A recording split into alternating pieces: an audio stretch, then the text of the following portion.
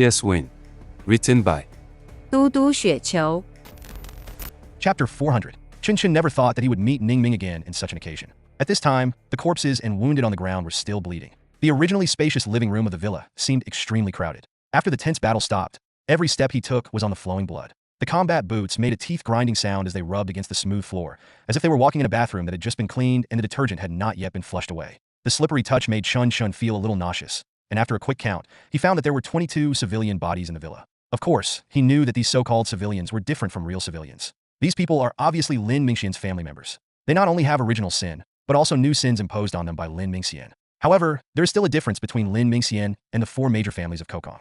He is guilty of a capital crime, but most of his family members are relatively clean. They can reach the level of being sanctioned, but they definitely cannot enjoy the treatment of extermination of 9 generations of the clan like the four major families. Their death will inevitably cause huge waves in Myanmar, and may even cast a shadow of failure on the entire operation. Chen Chen looked at Ning Ming, who was slumped on the ground. He had also been shot twice, one in the left shoulder and one in the right abdomen. As there was no bulletproof vest to block the bullet, the wound caused by the bullet was very large and bled a lot. He is now in a very weak condition, but it was obvious that such a wound would not be fatal. In contrast, in addition to the bodies of civilians, there were also 8 bodies of armed men in the villa, 4 of whom were knocked down after the Dongfeng Corps broke in. That means that Ning Ming, alone, actually killed 4 of Lin Mingxian's private soldiers. Chen Chen didn't even know whether he should say he was lucky or brave. But no matter what, the current situation has really been dragged to a point where it is out of control by him. At this point, catching Lin Mingxian became even more urgent. Do you know where Lin Mingxian is? I know. Ning Ming nodded immediately and replied. Just now when we were fighting, Lin Mingxian showed up in the villa. I saw him. He wanted to come over, but was pulled towards the basement by other guards. There must be a secret passage there. If we follow it, we can catch him. Wait a minute. Chen Chen raised his hand to interrupt Ning Ming's words, and then asked in disbelief. You mean, you killed Lin Mingxian's family in front of him, or such a massacre? Hearing Chen Chen's question, Ning Ming was stunned for a moment, then nodded. I have no choice. I can only use them as cover. I'm not killing them intentionally. No need to say more. Chen Chen took a deep breath and turned his eyes away from Ning Ming. In fact, when he first met this person, he did feel that this person might be a promising talent. After all, the courage and professionalism he showed were quite rare in Pubei. Especially since he has not undergone any systematic training. It is extremely difficult for him to achieve this level. But when they met for the second time, through a few words with Ning Ming, Chen Chen had already seen the problem with this person. Although it was not enough to make a final conclusion, it had to be said that this person was quite unstable. And sure enough, his final actions were just as Chen Chen expected. He actually caused such a big thing, and he didn't realize how serious it was. The disaster had already happened, and the mess was right in front of him. Now Chen Chen was also forced to do something desperate. Yes, of course he could push Ning Ming out and let him be punished as the murderer, but the problem is that such an action is only effective in the north. For Lin Mingxian, the two sides have reached a deadlock. The option of letting him go no longer existed, and the arrest of Lin Mingxian suddenly rose to a strategic level. Li Gang, search the basement and find the secret passage. Lin He, go get the remote-controlled unmanned vehicle from the car and prepare to enter the secret passage to give chase. Take 2 more. We are on a tight schedule and must catch up as soon as possible. Clear. Everyone answered at the same time, and Ning Ming struggled to sit up and said, Sir, I can lead the way. You stay here. I will arrange for someone to pick you up and take you back to the rear. Chen Chen said without hesitation. He was really afraid of Ning Ming. It was definitely impossible to use him now, but if he really sat back and did nothing, he might do something even more outrageous. He could only control him first and consider how to deal with him after everything was over. After hearing Chen Chen's answer, Ning Ming's face showed a hint of undisguised surprise. He probably thought that he had grasped the essence of the Eastern Corps' operations and had even become a part of the Dongfeng Corps. So he quickly said, Understood. I'll be waiting here. After the follow-up support arrives, I can guide them to continue the operation in the city. I have worked in Myanmar Army for several months. I am very familiar with this place. We'll talk about it later. Chen Chen answered briefly, and at this time, Yangshu and Lin, he had already retrieved the remote-controlled unmanned vehicle from the car. All members of the assault team entered the basement of the villa. Li Bang had already completed breaking down the iron door of the secret passage in the basement, and the dark entrance appeared in front of everyone. It has been preliminarily confirmed that there are indeed traces of human activity, and it is highly likely that Lin Mingxian left from here. But we don't know how long the secret passage is, nor do we know what the facilities inside are like. It's quite dangerous. Are you sure you want to chase them in? The space in here is too narrow. We don't even have room to dodge. No choice. I have to chase. We are very short on time. We have to catch Lin Mingxian quickly. Even if we can't catch him, we have to kill him. Clear. Li Bang nodded slightly and was about to turn over and enter the secret passage, but his eyes suddenly fell on the iron door beside the secret passage. A single iron door is only 1.5 x 1m in area, which is smaller than the secret passage. If held in front of you, it can be used as a shield. However, this iron door was too heavy. Li Bang tried to lift it, but found it extremely difficult. How is it? Can you carry it? No problem. Just throw it away when you can't carry it anymore. Li Bang answered decisively, then threw the iron door into the secret passage and jumped down immediately afterwards. Everyone entered the secret passage one by one. Yangshu released the first remote-controlled unmanned vehicle. The lights were turned on, and a blurry picture immediately appeared on the PDA screen. The advance officially began, with an unmanned remote-controlled vehicle clearing the way 10 meters ahead. Yang Shu kept reporting what he had discovered during the reconnaissance, while Li Bang used all his strength to hold up the iron gate as a temporary shield to provide cover for the assault team that was marching in a single column close to one side of the secret passage. The passage ahead is 15 meters to the left. Keep in single file and keep to the left. Pay attention to cover, and the vanguard will cut the corner to establish control. Clear. The first corner was reached, and the assault team passed smoothly.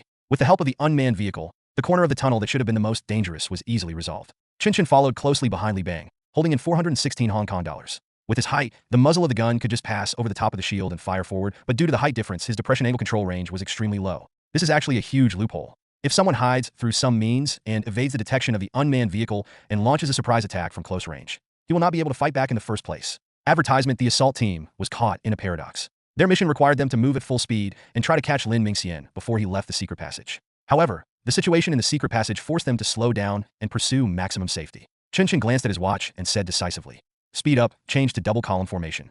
Be careful of the crossfire. No one except the scouts is allowed to open fire."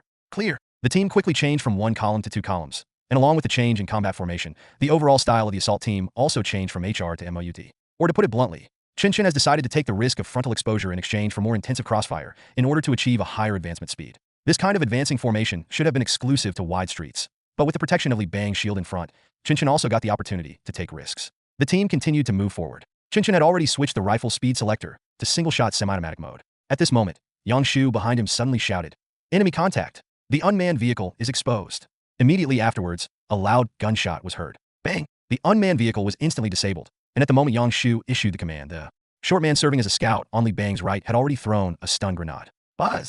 The sound of explosions resounded throughout the secret passage. Li Bang tried hard to hold up his shield and hold it in front of him. Bullets from a distance hit the iron door like hail. Bang, bang, bang, bang. Watch out for ricochets. Chen Chen stood up and fired back with his gun. The ultra-close-range firefight brought an extremely high risk, but he did not lose his composure. Instead, he passed the two enemies who were knocked to the ground by the stun grenade and fired accurately at the fire support group in the rear. 2 shots later, one enemy was dead, and the shorty's full automatic firepower was in place. After a series of gunshots, another enemy who did not have time to retreat to the corner was pushed to the bottom. Chen Chen patted Li Bang on the shoulder, and the latter turned his shield to give Chen Chen a low-angle shooting range.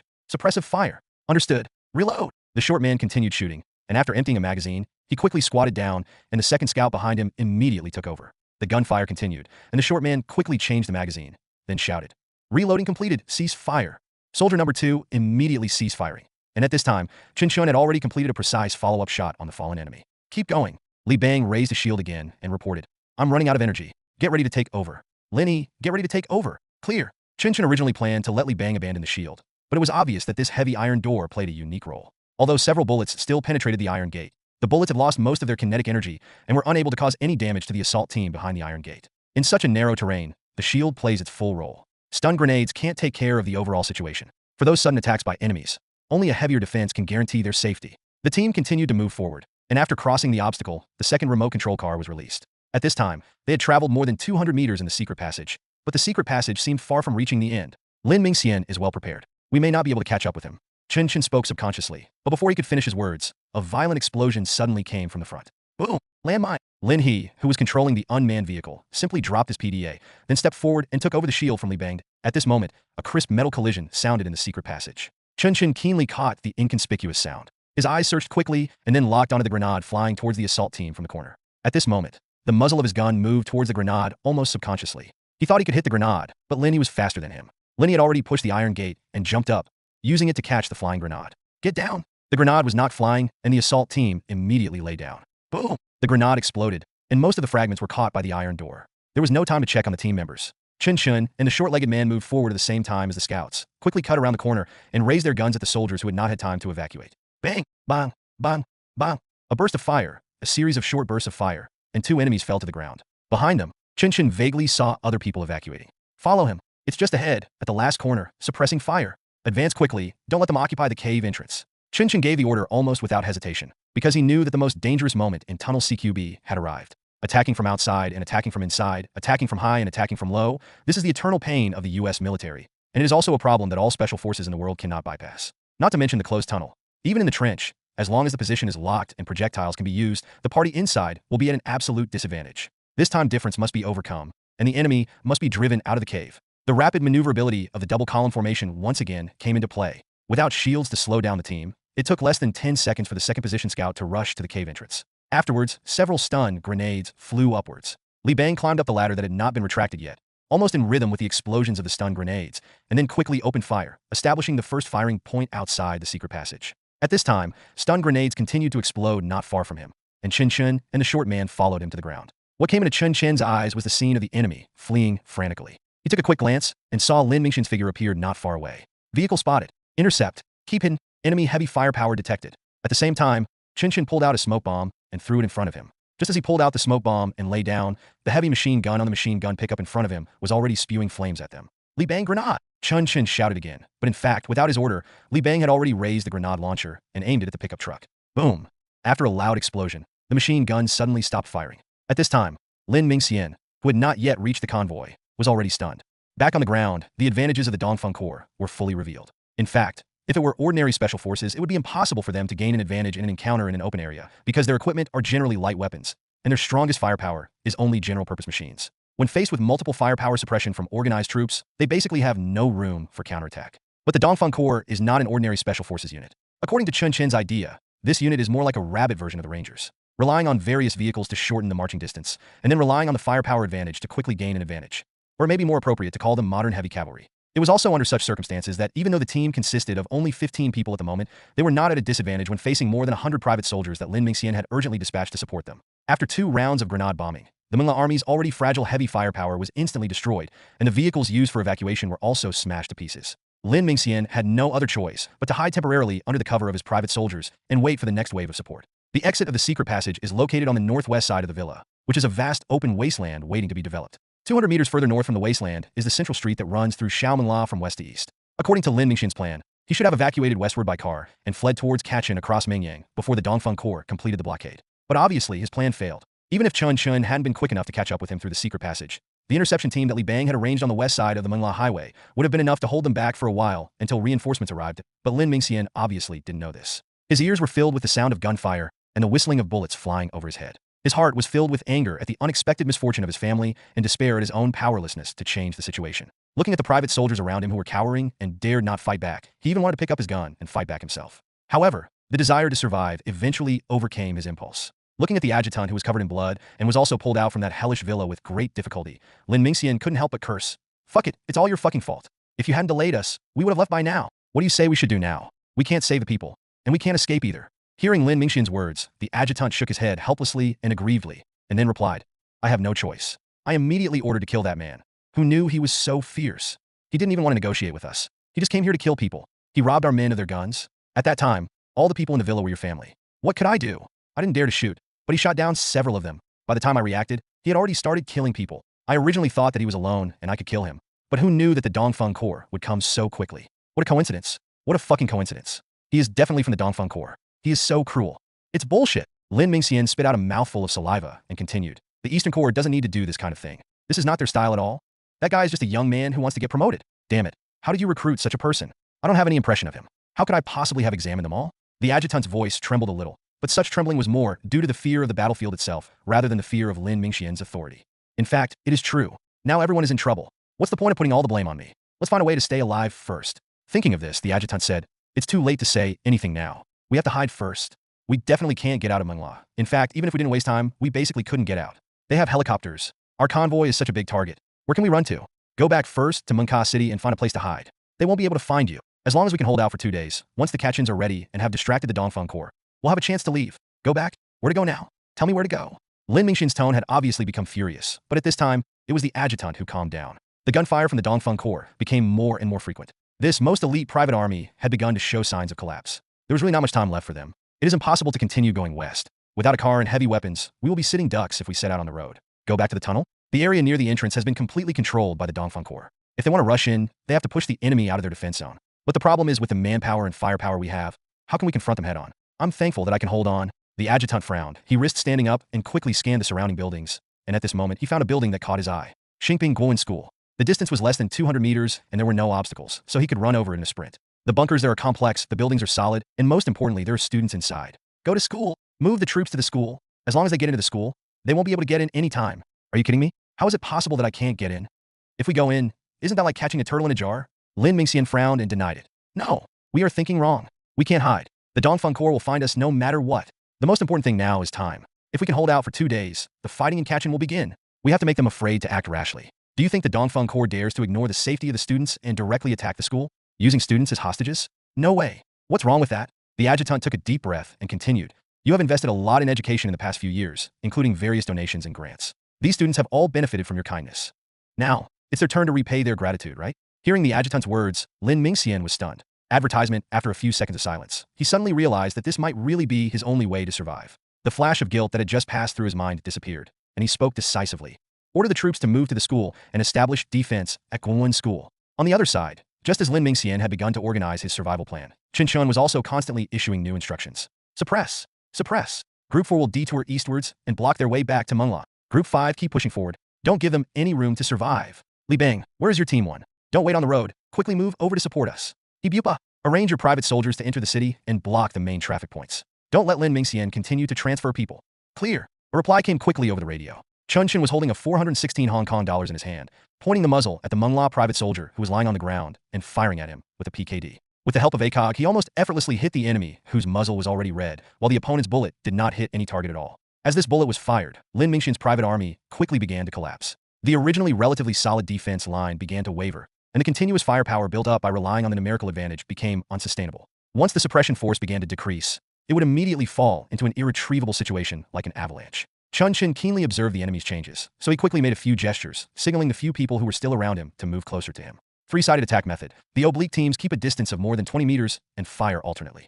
Surround and suppress them with smoke bombs. Don't give them a chance to evacuate. Attack with 2 arrows head-on. Engage the enemy with maximum firepower. As soon as the words fell, the 3 groups immediately took action. The gap between having professional training and not having professional training was fully revealed at this moment. When Lin Mingxian's private soldiers were still shrinking in chaos and preparing to evacuate, the 5th group of the Dongfeng Corps that rushed to the east had completed its deployment and arranged the most efficient firepower points in a sparse formation. In fact, the difference in the amount of ammunition carried by the 2 sides is not that big. Because the Dongfeng Corps had previously experienced a siege on the Mengla army's positions and had lost some of its ammunition, the ammunition held by Group 5 was actually just the standard amount. But even with such limited ammunition, the 5 groups still achieved unique deterrence through firing strategies such as alternating firing, precision shooting, intermittent short bursts of general-purpose machines, etc. All private soldiers who attempted to counterattack were quickly suppressed as soon as they showed up. In small-scale combat, due to the comprehensive control of the enemy's mentality, the Dongfeng Corps was able to fully understand how much firepower and what kind of shooting was needed to break the opponent's organized offensive. This also resulted in the situation that the actions of the Mengla private soldiers seemed to have been guessed, and they were suppressed and unable to move by just a team of 6 people.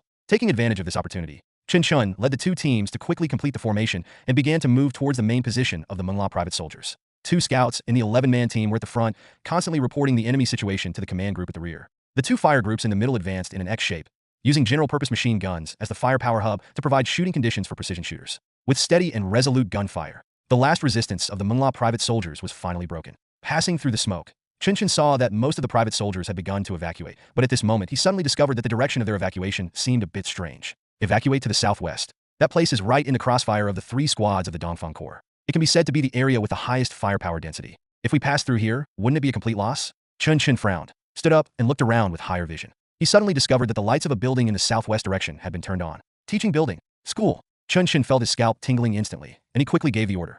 Group 4 changes the direction of attack. The enemy is trying to enter the school building on the southwest side. Intercept to the west and stop them.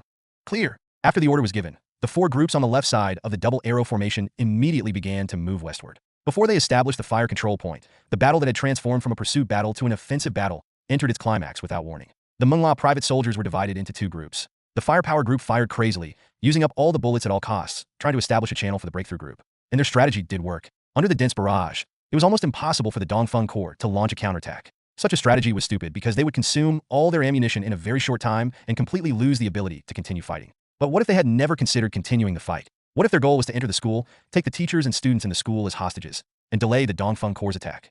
If this happens, the Eastern Corps will have no solution. Chen Chen frowned, and he kept moving westward to support Group 4. At this moment, he was full of doubts. He couldn't understand why Lin Mingxian would come up with such a shameless solution. If he wanted to kidnap hostages, why didn't he threaten the lives of the residents of Mengla City from the beginning? Perhaps he had lost his bottom line. The reason why the bottom line was lost was because of the massacre in the villa. Ningming, on Ningming. You thought you did a good thing? In fact, you pushed the situation into the most difficult direction. Intercept. Intercept. Li Bang. Get your team to go directly to the school gate. Find a way to hold them back. Cannon fire. Forget it. Looking at the Mengla private soldiers who had arrived at the school gate, Chen Chen's eyes were bloodshot. He couldn't call for artillery support to block the passage because in such an emergency situation, the artillery in the rear would have no chance of exploding and hitting the target accurately. If a shell falls into the school, the Dongfeng Corps' battle will be a complete failure. What made him even more frustrated was that the helicopter could not be quickly transferred back at this time, because on the outskirts of Mengla, the chaotic Central Independent Brigade and the 911th Division were still engaged in sporadic exchanges of fire with the 7th Brigade, and the situation had not yet been completely controlled. He watched helplessly as the Mengla private soldiers entered the school area, and soon, gunshots and screams were heard in the school. Those private soldiers quickly took control of the situation, and it was obvious that Lin Mingxian was among them. This is really the end of it. How to fight? Chen Chen's brain was spinning rapidly. After a moment, he gave the order. Strengthen the radio shielding, blow up nearby towers, and cut off cellular network signals. First cut off Lin Mingxian's contact with the outside world, and don't let him continue to command. Then, he let out a long sigh, looked at Li Bang who also frowned, and said, pull the people back. It's meaningless to attack by force. Try to avoid casualties as much as possible. Next, we may have to launch a Beslan raid in Pubei. 2 hours later, outside Xingping Guowen School, He Bangxiong, who had led his troops to Mengla and completed the comprehensive suppression and disarmament of Mengla's 911th Division and the Central Independent Brigade, and established a defense line against the 369th Division on the west side of Mengla, stood in front of Chen Chen and reported the latest situation to Chen Chen together with Ibupa. The 911 Division has surrendered as a whole. There are still a few private soldiers from the Central Independent Brigade resisting in the city, but they basically pose no threat. We expect to complete the full reception of Mengla in another 2 hours. The problem now is that the number of Mengla troops we captured is much smaller than the actual number of Mengla troops. At least 2,000 people chose to flee on the spot after receiving Lin Mingxian's reward. They have now entered the area around Mengla. We have no way to deal with them. This is a major destabilizing factor. If Lin Mingxian can establish contact with the 369th Division through means unknown to us, and then let these militias join the 369th Division, the strength of the Mengla army will return to more than 3,000 people. This also means that our combat mission has not been accomplished, and today's battle was largely in vain. This team of 3,000 people may not dare to fight us head-on, but even if it's just a stalemate, it will not be conducive to our subsequent layout. Because according to the battle plan, we must set out to catch in as soon as possible and cannot give them time to prepare. So, the most important issue now is still how to force Lin Mingxian to surrender. As long as he surrenders, the Mengla army will give up resistance no matter what. After disarming them, the subsequent tasks will not be too difficult to carry out. Hearing He Bangxiong's words, Chen Chen nodded in agreement. Tonight's attack can be said to be a success. After all, relying on only a few hundred troops, we defeated the Mengla army of thousands of people. The advantages of equipment and personnel were fully utilized. It can even be said that we gave these rustic militiamen a shock of modern, mechanized warfare. But from another perspective, this operation was also a failure. Because according to the predetermined plan, the coalition forces should have unleashed the strongest firepower in the shortest time, using a decisive battle to quickly destroy the fighting will of the Mengla army and force the other side to surrender as a whole. Now, this goal has clearly not been achieved. The entire combat process lasted nearly 5 hours. The 369th Division of the Mengla army from the west had already driven into the face of the coalition forces, while the 911th Division near Namban and the Central Independent Brigade of Mengla had only basically surrendered. It has to be said that on the battlefield, especially on a large-scale battlefield, the situation is really ever-changing. Just a small detail, like paying salaries before the war, can completely change the form of the war. This is a kind of helplessness, but also a necessity. Thinking of this, Chen Chen breathed a sigh of relief, and then said, at this point, we have no other choice. We must take down Lin Mingxian before the 369th Division and the fleeing soldiers merge. To take him down, we must break into the school, kill the remaining private soldiers, rescue the hostages, and capture Lin Mingxian. The situation is very complicated now. At this point, Chen Chen paused for a moment, then pointed to the simple structural diagram of the school that had been spread out, and said, Xingping Guowen School has a total of 4 buildings, distributed in a circular shape, with the school playground in the middle. Among the 4 buildings, 3 are teaching buildings, and 1 is a student dormitory. The building height is uniformly 4 stories. Based on the results of the early reconnaissance, Lin Mingxian's private soldiers have dispersed the students to different floors of the 4 buildings, greatly increasing the difficulty of our assault. We only have 2 options at this point. Either we attack simultaneously and take down all 4 buildings at the same time, or we have to negotiate with Lin Mingxian and find a way to reach an agreement with him. Compared to the former, the latter option is actually more difficult, because we can't give Lin Mingxian what he wants. Advertisement, so there is actually only one option we can choose. The only problem is whether we can actually implement it. After hearing Chen Chen's words, everyone present fell silent. In fact, if the coalition forces only had to attack 4 buildings, it would not be difficult at all. After all, the current coalition forces are no longer the light infantry squad that Chen Chen used to attack Banglong Trading Company. They have tanks, heavy artillery, rockets, and helicopters.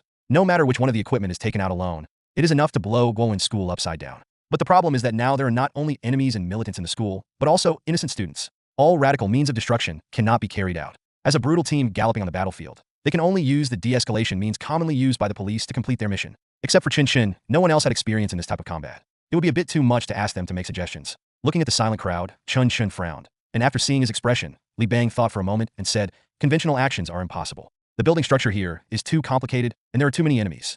It will take time to clean them up. This time, the sword has really come back to bite us. Ning Ming killed Lin Mingxian's family in the villa, and now he turns around and gives us the same problem. I really don't know whether to call it retribution. In a sense it is. Chen Chen nodded without hesitation, and then continued. We don't need to take the blame for the massacre in the villa, but we must solve the hijacking of Guowen School. Conventional actions are impossible. Is it possible to use other methods? Like, The poison gas we used before? No, the impact on the confined space is too small. Li Bang immediately shook his head and continued. Moreover, most of the Mengla private soldiers are awake. In this case, they may do more extreme things due to the influence of the poison gas. If all else fails, we can only bear the cost of casualties and solve the problem quickly, which is better than letting it drag on. If you have no choice, you can only do this. Chen Chen's expression was somewhat gloomy. At this moment, he really wanted to hang Ning Ming up and beat him up. If it weren't for him, it would be almost impossible for Lin Mingxian to make such a crazy response. Even if he just ran away, it would at least be better than the current situation. You know, there is no frills in hostage rescue. Once you decide to attack, you can only use the simplest and most basic method to complete the attack. History has proven that any attempt to take advantage of the hostage situation has failed, and the only thing the assault team can rely on is the gun in their hands. Thinking of this, he subconsciously gripped the gun in his hand. After hesitating for a moment, he finally said, "Don't think too much. Find a way to organize a reconnaissance of the school's internal situation and find out the enemy's troop deployment. Then we'll just go in." This was Lin Mingxian's own choice. We don't want to hurt anyone, but all casualties in this operation will be charged to him. If time went back a few hours, Chen Chen would never have thought that this large-scale combat operation against the Mengla army would eventually end with a hostage rescue mission. The reason why things have developed to this point is actually the product of the combined effect of multiple factors. First, the Mengla army was completely out of control, resulting in the Dongfeng Corps' failure to achieve its combat objectives. Next, Ning Ming appeared out of nowhere and forced Lin Mingxian into a corner with a massacre. Finally, of course, there was the pressure exerted on him by Kachin, which made him believe that as long as he could delay time, he would still have a chance to regain control of the Mongol army, cooperate with Kachin's offensive, and launch a counterattack against the Dongfeng Corps. Of course, Chen Chen could not fully understand Lin Mingxian's motives now. The problem before him was that he would have to carry out a hostage rescue operation in Mengla that was highly similar to the Beslin incident. Moreover, the situation he faces is comparable to the Beslin incident, and may even be more complicated. The number of enemies, their positions, and the situation of their weapons were unknown. We had no modern reconnaissance equipment and no truly experienced action team. If we wanted to rescue the hostages, we could basically only rely on direct, violent attacks. In this case, the expected casualties would be extremely high. Even if all the private soldiers were finally eliminated, the operation could never be considered a success. But Chen Chen had no choice. Like Lin Mingxian, the Dongfeng Corps was also forced into a corner. The confrontation between the two sides highlights a life-and-death battle, and it is a life-and-death battle that must be decided quickly. At this time, the reconnaissance team of the Dongfeng Corps has been prepared. Chen Chen put on his equipment, pulled down the night vision goggles, and looked towards the Goan school not far away. At this time, the riots in the school had subsided, and it was obvious that Mengla's private soldiers had taken control of the situation. From Chen Chen's perspective, he could see two armed guards on the roof of the teaching building, monitoring the movements outside. Chen Chen could easily arrange for snipers to kill the two men, but he knew that blindly shooting before the formal attack was launched would only cause the situation to escalate in a more uncontrollable direction. Therefore, he did not take any action. Instead, he marked the position of the guards on the map, led his team to bypass the other party's site, and organized reconnaissance around the school. After one round, all exposed sentinel points were marked, and Chen Chen's expression became more solemn. Lin Mingxian intends to go all the way. Just as he said, he doesn't care about the casualties of his private soldiers at all. His sentry position did not consider concealment and safety at all. It was purely for the purpose of obtaining the widest field of view. The entire area is under their surveillance. If we get close, we will be discovered. Even if we storm, even if we can kill all the private soldiers on the sentry post at the same time, it cannot change the basic restraint relationship between the two sides. He really intends to fight us to the bitter end and is ready to attack us violently. I need to make a phone call first to get other opinions. Then shall we retreat first? Li Bang asked. Don't retreat, surround them, and keep the pressure on. Clear. The order was issued and all reconnaissance teams of the Dongfeng Corps were to withdraw. This reconnaissance cannot be said to be in vain, but the role it played was extremely limited. Chen Chen originally planned to launch a strong attack after finding out the opponent's defensive layout, but it was obvious that Lin Mingxian immediately made complete arrangements after selecting the strategy. He did not hesitate at all, nor did he harbor any hope of luck. He was determined to use the most resolute attitude to force the Dongfeng Corps to enter the negotiation process. It's very troublesome. Negotiation is different from negotiation. If it was before the fighting, there might be a chance for peace talks between the two sides. But now, even if the Dongfeng Corps promised to give up its interests, I'm afraid Lin Mingxian would no longer believe it. Back at the temporary command center, Chen Chen called Xiaoyu. After the call was connected, Xiaoyu didn't wait for Chen Chen to speak and immediately said, I can basically understand the situation. Lin Mingxian is basically in a non-negotiable state. This hijacking incident must be dealt with quickly. I mean, do it quickly, no matter the cost. So sure. Xiaoyu's attitude surprised Chen Chen. After all, in his opinion, taking into account the impact on all aspects, especially the civilian casualties that the Western media would inevitably make a big fuss about, Xiaoyu should be more inclined to a conciliatory policy. But now, she actually said the word, regardless of the cost. What happened to Lin Mingxian? What information did he know that he didn't know? Thinking of this, Chen Chen hurriedly asked. What happened? What actions did Kachin take? What deal did Lin Mingxian reach with him? His entire logic of action is very strange. I even feel like he has no brain now. He's not brainless, he's too brainy. Xiaoyu quickly interrupted Chen Chen and then said, Didn't you watch the news? Today, the United Nations Security Council held closed-door consultations, and the United States voted against the resolution on the no-fly zone in Syria. Do you know what this means? They have put their Middle East strategy on hold and are determined to prioritize Southeast Asia issues. There are signs of intensive U.S. military activities near Kolkata in northern India and Chittagong in Bangladesh, and a large amount of equipment is being transferred. That's why Lin Mingxian is so determined, and Ga Yaozi is so determined. It's too late for them to move their investments in Syria to Southeast Asia first. We don't know how long it will take, but the Ga Yaozi will soon launch an attack on other forces in Hubei, and the first to bear the brunt will be Kokong. Chen Chen was stunned. Downvote. Setting up a no-fly zone in Syria is an important node for the official opening of the Syrian war. Chen Chen remembers very clearly that in the previous life, the United States was definitely the most active party in this resolution. And now, they refuse to set up a no-fly zone, which means that they don't want the situation over there to develop too quickly, but intend to delay time. No wonder Lin Mingxian would do so many seemingly crazy and brainless things. The reason is very simple. He really wants to keep his command of the Myanmar army at all costs. Only with the command in hand can he have a chance to get a share of the subsequent major changes. Only if he is alive can he qualify to sit at the table. His previous analysis and predictions cannot be said to be wrong. It can only be said that the root of the problem has not been touched. Chen Chen took a breath of cold air. He suddenly realized that he really began to influence the decision-making of some giants with the storm caused by flapping his wings, like a butterfly taking off from Hubei. Yes, it sounds incredible, but if you think about it carefully, it makes perfect sense. The Dongfeng Corps relied on its military force and its unrestrained, independent status to open up the situation in Hubei, defeated most of the undisciplined warlords, and established a preliminary order here. It is precisely because of the establishment of order that the so-called Belt and Road Initiative has the fertile soil to grow and advance. Otherwise, does anyone really think that the Belt and Road Initiative cannot be implemented in Bagan because of the resistance of the Bagan government? At least on the surface, they were the first to respond when the plan was first proposed. What really prevented the plan from being implemented was the warlords in northern Bagan. If the development in the previous life continues, it will not be until at least 2023, when a provincial department will take action to restore order in Hubei with some reasons, that this plan will make the first breakthrough progress. And now, the time is only 2011. Under such circumstances, it is not surprising that the US has a reaction. If they're really indifferent, then it would be weird. Advertisement, they may not want to establish a thorough military presence here. And they certainly don't want to occupy the land and look north from the south. They just couldn't let the mountains here be flattened and couldn't let the jungle that blocked the path become a plain. Thinking of this, Chen Chen asked again, what is the movement of Ga Yaozi? Are there any high-altitude reconnaissance results from relevant parties? His questioning was very artistic. He didn't mention anyone by name, but he directly pointed out the most crucial issue. In fact, it is absolutely impossible to say that the northern or neighboring countries have no reaction at all to such a large-scale move. But many times, some things cannot be said directly. Xiaoyu also understood what he meant, so he didn't say it explicitly, but just answered cryptically. The distance from Bangladesh to Ga Yaozi is very short. If everything goes well, the journey can be calculated in hours. But they must need preparation time, right? Not too long. Understood. Chen Chen exhaled deeply, and then continued. Is it possible that we give up on dealing with Lin Mingxian's problem and go directly to Ga Yaozi to fight back? Impossible. Xiaoyu's tone was very firm. Right now the entire Hubei has no idea of how the situation is going to develop. This is your only chance. If the cards are revealed and everyone sees the situation clearly, it will be basically impossible for you to gather the warlords in Hubei and unite against foreign enemies. So, the problem of the Myanmar army must be solved first. Don't worry too much, just do it. After it's over, leave someone behind to finish the job. You have to rush to Kokong first, control the allied forces, and help them defend the first line of defense. Understood. I'll do it now. Chen Chen answered without hesitation and then hung up the phone. At this moment, he truly felt that those clues that he had subconsciously ignored in the early stages had gathered together. The internal strife in Thailand, the decline of the situation in Hubei, the chaos of the game in Indonesia, and the lurking of Wenbang and Ga Yaozi. So far, the covert struggle between the two behind-the-scenes masters has gradually surfaced and is about to usher in the final decisive battle. It is impossible for both sides to take action in person at this time, but the agents of both sides are already prepared. Chen Chen's expression was more solemn than ever before. He realized that the advantage he thought he had did not exist at all. Can a few tanks, armored vehicles, and planes flatten Hubei? If it were really that easy, would the pagan government forces be unable to take it down? The reason why the Dongfeng Corps fought so smoothly was simply because it established the main line of common interests. Now this main line is also going to be tested. Hold on, fight through, and everything will be fine.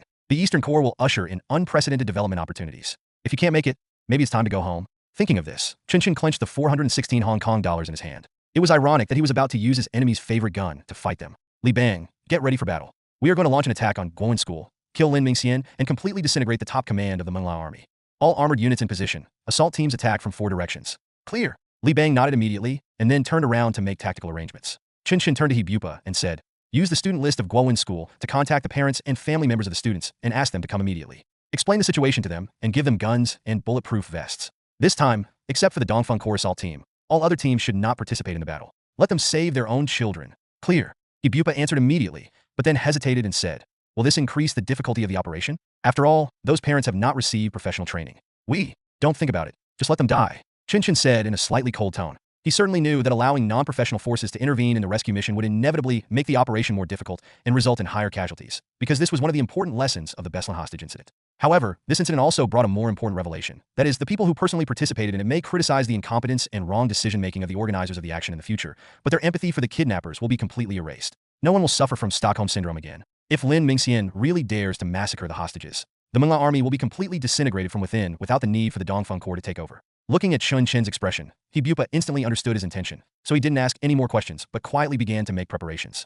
An hour later, most of the family members were notified to arrive at the scene, and more than 30 of them were willing to take up guns and go to the battlefield. He Bongxiong distributed equipment and guns to them, and organized them into 5 groups of 6 people each, under the command of the Dongfeng Corps. Of course, Chen Chen had no intention of actually commanding them. All he needed these people to do was to shoot at the building from a distance. Even the number of bullets allocated to them was only 15 rounds per person. At 7 o'clock in the morning, everything was ready. The 4 snipers of the Dongfeng Corps have locked onto their respective targets. They will launch sniping attacks from high altitudes and kill 8 enemies as quickly as possible. At the same time, the assault team will use directional bombs to break down the wall, then break into the school and clear the 4 buildings one by one from bottom to top. During the process, the helicopter will hover over the school, but it will not launch any attacks and will only serve as a high-altitude reconnaissance platform. The sun has risen, and Chen Chen put on goggles. Countdown, 5 seconds, sniper ready. 3, 2, 1, move. Bang! The uniform sound of gunfire rang out, and the enemy was wiped out in an instant. And this offensive, regardless of cost, immediately began. The sound of gunfire from a large-caliber sniper rifle broke the tranquility of Mengla in the early morning. After what sounded like 2 or 3 gunshots, but were actually 8, the assault team led by Chen Chen launched an attack instantly. Smoke bomb, smoke bomb's gone. After a brief exchange, 2 smoke bombs were fired, and the area near the gate of the north building of Guowenshua School was immediately covered with smoke. Demo man, get ready. Chen Chen crouched on the spot, aiming his gun at the top of the gate, while the demolitionist quickly stepped forward and began to blast the school's iron gate. This process lasts for quite a long time, because in actual combat, breaking through a door is not as simple as it is portrayed in some movies and TV dramas. If following the scripts of some movies, the demolition operative should quickly move forward, stick the sticky C4 upwards and evacuate immediately, or pick up a door-breaking shotgun, aim it at the lock cylinder, and then kick the door open. But in real life, these 2 ways of breaking doors can only be used against ordinary doors that are not strong, and the effects are not stable. And now, the assault team that Chen Chen is in is facing a solid iron door. Single-point blasting can't even break the door, let alone blasting the chain. Therefore, the demolition team adopted the relatively slow but most stable door frame blasting method. Sticky C4 explosives are placed at key structural connection points on the door frame, and the entire door can be removed directly after synchronous detonation. This can not only open the passage stably, but also expand the death hourglass as much as possible, gaining the largest range of activities for the assault team. It took 30 seconds to deploy the explosives, and with the return of the demolition worker, the countdown to the explosion began. Demolition countdown 3, 2, 1, boom! Throwing objects. Chen Chen gave the order again, and the team members following him immediately threw smoke bombs and stun grenades. Then, the 5 members of the team cut into the gate in a standard single-sided assault formation, and then pointed their guns at the window of the teaching building closest to them. At the same time, the walls on the other 3 sides of the school had been demolished, and the remaining 3 teams entered simultaneously and instantly controlled all the windows of the building. The Mengla private soldiers did not give up resistance. A figure flashed through the window, but the assault team did not need to react. The sniper in the distance immediately suppressed it with a bullet. Suppression had been established. Chen Chen followed the wall, bypassed the teaching building, and entered the playground in the center of the school, preparing to officially launch the assault. On the periphery, the family members who had rushed over finally opened fire. They actually didn't have a clear target, but just aimed at the windows where the enemy might appear according to the sniper's instructions on the temporarily issued radio. After seeing a figure flash by, they fired uncontrollably, and the bullets hit the outer wall of the building. Some people in the crowd were shouting angrily, and some tried to get closer despite the danger, but were stopped by He Bongxiong and his men. Chen Chen ignored them and stared at the stairwell in front of him without distraction. This is a teaching building with a standard structure, with a corridor running through it. There are a total of 4 classrooms in the corridor, and the stairwell is in the center. According to the plan, he had to clean all the classrooms one by one, but this would inevitably lead to a problem.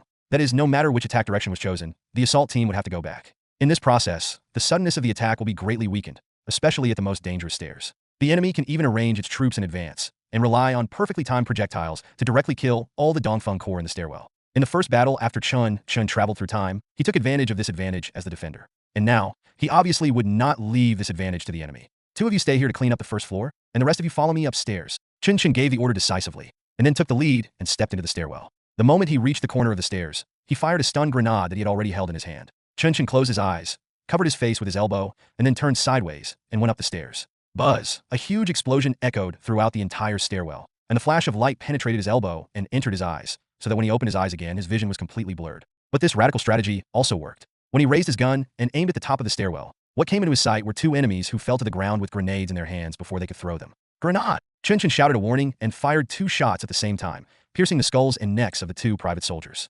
Donated blood splattered, and the Newton statue hanging on the wall of the teaching building was dyed red by the spurting blood. Chen Chen did not even glance at it. Instead, he quickly threw a smoke bomb to block the stairwell and set up a partition area, then pulled down the thermal imaging device and stood guard on the spot. At this time, the number 2 vanguard following behind him had passed behind him. After throwing the stun grenade in almost the same way, the number 2 vanguard shouted "Stun grenade dropped," sending out a signal to continue the attack. But this time, the enemies on the third floor were already alert. They started firing frantically at the bottom without waiting for the stun grenade to explode. Chen Chen did not rush up blindly, but fired at the already weak stairs, sending the bullets through the concrete and directly into the enemy's body. Bang, bang, bang. After emptying a magazine, the gunfire on the third floor stopped. Sniper number 2 broke into the stairwell on the third floor and threw a smoke bomb to create a partition.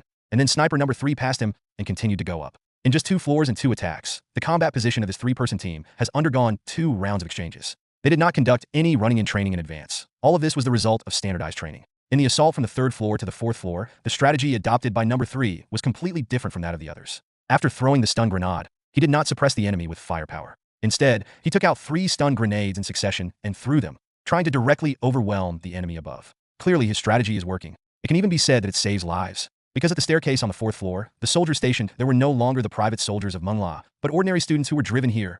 These ordinary people who had not been trained had been knocked down by stun grenades. It was very likely that their eardrums would be permanently damaged if they could not get timely treatment, but compared to dying directly, they were already extremely lucky. Because on the 3rd floor where Chen Chen jumped over, the sound of Type 81 gunfire, which did not belong to the Dongfeng Corps, had already begun to be heard. The other side has started to take action. Lin Mingxian demands that we evacuate the school. Hebupa's voice came from Chen Chen's headphones, but both Hebupa and himself knew that there was no point in evacuating now. The casualties have already occurred, it's just a matter of more or less. All they could do was to eliminate all the private soldiers as quickly as possible and minimize the number of casualties. Tell Lin Mingxian what he is saying and confirm his location. Chen Chen spoke decisively. Clear.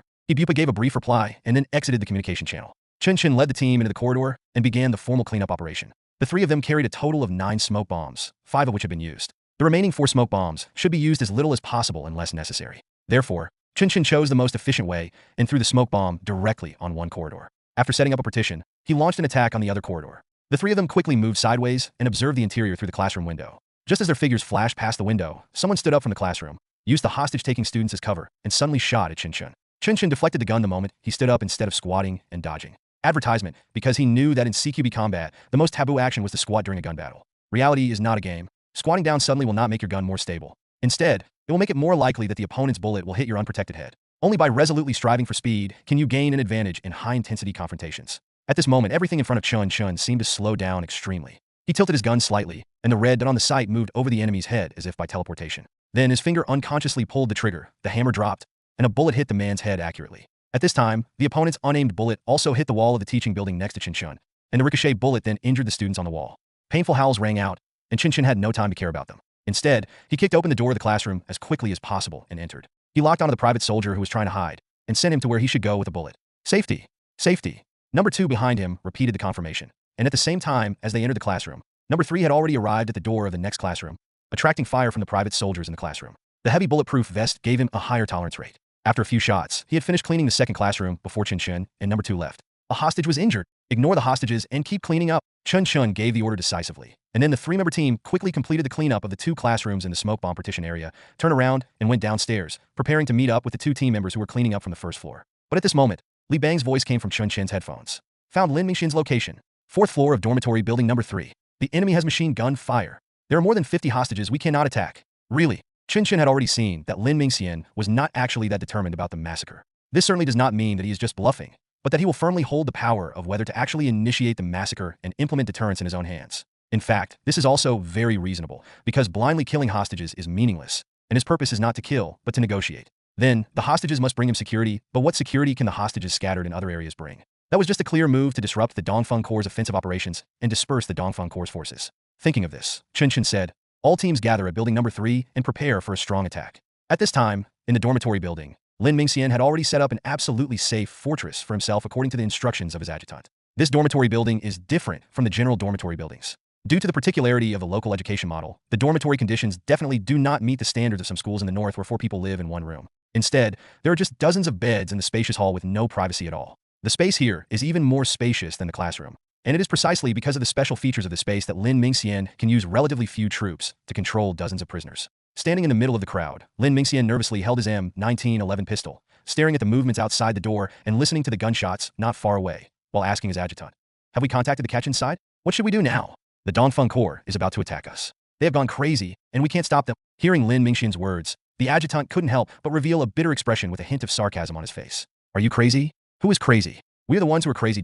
However, the Dongfeng Corps is indeed a crazy team. According to the adjutant's expectations, even if they did not consider the impact of launching a forceful attack, they should do so after dealing with a series of external relationships and laying the groundwork. But he never expected that those people from the Eastern Corps would disregard everything and even directly drag the students' parents over, launching a violent attack in front of them without caring about the lives of their children. They don't intend to talk about reason anymore. And it can even be said that they don't care about their dignity anymore. They just want to kill us all. In this case, are the hostages in their hands really a threat to them? Uncertain. Even these hostages may become a burden to our side. Perhaps the best option is to release the people and then surrender. But even if you really surrender, can you survive? This is a complete paradox. Thinking of this, the adjutant sighed and then replied, I haven't contacted Ga Yaozi yet. Our mobile communications have been completely cut off, and the radio signals are also very weak. They must have suppressed them. There is still a chance. They shouldn't attack right away. Wait a little longer. Ga Yaozi will take action soon. The 369th Division is also preparing. We just need to hold on. The death of a few students is one thing, but if dozens of them die, they will be completely dragged down. Besides, we have 2 machine guns, and they can't hit us. After hearing the adjutant's answer, Lin Mingxian glanced at the students who were trembling in front of him. At this moment, he suddenly hesitated. Do you really want to exchange your own life for the lives of these young people? This may not be the best choice, but what else can I do without sacrificing their lives? 1 hour. Just hold on for another hour. If the 369th Division does not attack us in an hour, if the Ga Yaozi people are still unable to rescue us in an hour, then we will surrender immediately. Thinking of this, Lin Mingxian breathed a sigh of relief. He was about to say a few words to comfort the students around him, but at this moment, a series of crisp gunshots suddenly approached rapidly. Immediately afterwards, a panicked figure ran into the dormitory. Lin Mingxian recognized that it was the captain of his private army. He was also his machine gunner. Following the machine gunner in, there were a dozen densely packed, locust-like black stun grenades. Lin Mingxian subconsciously wanted to lie down, but it was too late. Boom! A huge explosion sounded, and it happened more than 10 times in a row. Lin Mingxian felt dizzy, and after holding on for a moment, he fell to the ground. Deploy quickly. Clean up, clean up. Pay attention to identification and disarm all personnel. Don't look at the clothes, their clothes are all similar. Everyone get down. Get down. Accompanied by a series of stun grenades, the Dongfeng Corps assault team, which had already assembled, broke through the 4th floor dormitory with a completely unstoppable offensive, and then quickly cleared out the armed private soldiers. They also used smoke bombs to isolate the stairwell, blocking the routes of other private soldiers who came to support. In fact, with the Dongfeng Corps' resolute attack this time, the number of private soldiers still remaining on the periphery was not large, no more than 10 at most. After seeing that even the most heavily defended dormitory where Lin Mingxian was located was captured, these private soldiers completely lost their remaining will to fight. Before the Eastern Corps finished cleaning up the dormitory, a helicopter high up in the sky had already detected the private soldiers fleeing outside. However, due to the similarity in their appearance, the helicopter could not determine whether these people were students or Myanmar soldiers, so it did not kill them arbitrarily, but tracked their positions and notified the soldiers of the 756th Brigade who were still on standby to arrest them. The moment they were caught, Chen Chen also found Lin Mingxian among the crowd. At this time, he had completely lost the high-spirited image that a leader should have. Instead, he was lying on the ground in a miserable state, as if he could escape capture by the Dongfeng Corps as long as he covered his face. Chen Chen unceremoniously pulled him up from the ground, confirmed the adjutant's identity, and shot him in the head in front of him. This scene frightened Lin Mingxian so much that he stood there in a daze, but after a brief panic, he suddenly came to his senses. Kill me. Lin Mingxian looked directly into Chen Chen's eyes and continued. There is no room for maneuver between us. I admit that I was involved in the assassination plan against you. You have every reason to kill me, and I will never argue with you. At this moment, Lin Mingxian seemed to have regained some of his heroic temperament, but after hearing his words, Chen Chen just shook his head in disdain, and then replied, I didn't intend to kill you. I just wanted Mala to have an obedient leader. You could be obedient, but why don't you listen? As soon as he finished speaking, a sneer appeared on Lin Mingxian's face. Why didn't I listen? You should ask why I should listen to you. Your intelligence network is so strong. You should also know what is happening in Ga Yaozi now. You don't think you still have a chance, do you? Brother, you are too self-righteous. The previous petty quarrels are coming to an end. The Americans are coming. Is there any need to say which side we should choose? You'd better not tell this news to others, otherwise they will make the same choice as me. After saying this, Lin Mingxian shook his head with a bit of self-mockery, and after a brief pause, he continued, I don't know how this information was leaked. If you didn't get this information, you wouldn't have pursued me so relentlessly, right? I was not defeated by you, but by my own people and the spies. You're wrong. Chen Chen interrupted Lin Mingxian and said, I don't know anything about the Americans you're talking about. If it weren't for your assassination, I wouldn't have taken action against you so early. Don't you understand? This is all part of their plan. You were originally the victims. They were planning to use Meng La to hold us back. But they probably didn't expect you to be defeated so quickly. You didn't just lose now. The one who was looking for you is gone now, right? The moment he found you, you were already defeated. Advertisement Lin Mingxian stood there in shock. After a few seconds of silence, he closed his eyes in pain. At this moment, he suddenly realized that he had been just a tool from the beginning to the end. Those efforts, those games, those struggles that you think you are making may just be a joke in the eyes of those in a higher position who control the overall situation. From this perspective, I am not even as good as the man in front of me. Although he was just a mercenary, and in his own opinion, he was a purer tool, at least he was really qualified to die. Kill me. Lin Mingxian said in despair. It's useless for you to ask me. I don't have more information than you do. My family is dead, and everything I want to do is doomed to fail. There is no point in me living anymore. The death of your family has nothing to do with me. Chen Chen shook his head decisively and explained, that's not my man. He's just a fool like you who wants to get promoted. Hearing this, Lin Mingxian's eyes suddenly changed. And then, he fell into complete silence and a huge feeling of sadness. 10 minutes later, the school, which had been cleaned up, finally welcomed the arrival of the medical team. After gathering the students for examination, Chen Chen also learned the most accurate information on casualties. A total of 14 students were injured, 10 of whom were seriously injured, and it is estimated that it will be difficult to save them. In addition, 19 people died on the spot. This is undoubtedly a heavy loss of life, but fortunately, judging from the bullets, these students were basically injured or killed by Lin Mingxian's private soldiers. We bear a great responsibility, but at least we will not be regarded as the culprit. I see. Hearing He Bupa's words, Chen Chen nodded slightly, with a serious expression. This is the largest number of civilian casualties caused by the Dongfeng Corps in action since its establishment. According to He Bupa's figures, a death toll of more than 20 people would be considered a major event no matter where in the world it is. There is no doubt that the media, who have been keeping a close eye on the Dongfeng Corps, will make a big fuss about this. And the Kachin people, who are already ready to make a move, will also have ample excuses for this. One thing leads to another, and Chen Chen even suspected that even Lin Mingxian's choice of taking hostages had been calculated by certain people long ago. If this is true, then the enemy's preparations have indeed reached a terrifying level. The next battle will inevitably be extremely difficult. Can the coalition forces withstand it? Or, as Lin Mingxian said, after figuring out the situation, will they choose to defect again? Chen Chen couldn't give an answer to this question, but he didn't have time to worry, because soon, he received a call from Xiaoyu. The Kachins just launched an airstrike on Muse. They took action. Xiaoyu said in a hurried tone. Hearing Xiaoyu's words, Chen Chen hummed subconsciously, and then replied, I expected it. They won't be that slow. It's normal to wait a while before taking action now. What did you say? Air raid? Airstrike. This is a word that should never appear in the battle between the Pubei militias, because no matter which militia, even if they have helicopters, it is absolutely impossible for Xiaoyu to describe it as an airstrike. Even though State has several Mi-171 helicopters, the tactics they can use at best are rocket attack and machine gun fire. Does this count as an air raid? This can at best be considered a high-altitude strike while having air superiority. What does Chen Chen think an air raid looks like? Precision-guided bombs pull out nails, carpet bombing kills insects, and aircraft cannons lick the ground. To be called an airstrike, it must have certain strategic uses and strategic deterrence. There is no doubt that even Kachin has no ability to launch a serious airstrike. Xiaoyu should not misjudge this point. Chen Chen did not have time to think about it, but immediately asked, Are you sure it's an airstrike, not a regular helicopter harassment attack? After hearing Chen Chen's words, Xiaoyu on the other side was silent for a few seconds, and then replied, All I can tell you is that this was an airstrike, without a doubt. They dropped at least 5 bombs on key targets in Kokong, destroying a large number of Allied military facilities. If the Allied forces had not learned their lesson and dispersed their military camps, they would have suffered heavy losses in this attack alone. How is this possible? A bomb? Dropped by a helicopter? No, it's a fixed-wing fighter. Chen Chen was completely shocked. Where did the Kachins get fixed-wing fighter jets? Even if they did, where did they get the pilots? Soon, Xiaoyu's next sentence answered his doubts, but also made him fall into deeper confusion. They were not flying supersonic jet fighters, they were propeller fighters. Based on the models that have been identified so far, there are at least 3 Mustangs and 2 A-29s. A-29 I can understand, Mustang? Are you sure it's the Mustang I'm thinking of? P-51? Shouldn't this thing be in a museum? As the most famous propeller fighter in World War II, the Mustang was extremely famous in the middle and late stages of the war. Among them, the Pioneer Mustang of the 354th Squadron had the most impressive record, shooting down a total of 701 enemy aircraft in the air during the war, not including ground destruction. Judging from this data, the Mustang should be a typical air superiority fighter. But Chen Chen knew that things were definitely not that simple, because the Mustang has a dive bombing model for ground attack. So before Xiaoyu could answer, he continued to ask, Is it a regular Mustang or an A-36M Mustang? Neither. Xiaoyu shook his head and continued. These Mustangs are not the Mustangs in the museum as you think. They are a few of the 100 Mustangs that the U.S. Air Force repurchased in 2010. Its avionics system has been upgraded, and the U.S. Air Force originally intended to use it as a training aircraft. At least that's what their report said. But we have no idea why it was converted into a combat model and why it appeared in Pubei. Hearing Xiaoyu's words, Chen Chen let out a long sigh. This is really a big deal. Perhaps many people would think that the propeller fighters of World War II had slow flying speed, weak firepower, and poor precision strike capability, and were not to be feared on the battlefield. But in fact, the Mustang's flying speed can reach at least 700 kilometers per hour, which is far superior to all helicopters in service. Without air-to-air missiles, it is difficult to capture a fixed-wing propeller fighter with anti-aircraft guns. The reality is not a movie. In the absence of fire control radar, relying on manual calculation of shooting parameters will only bring one result.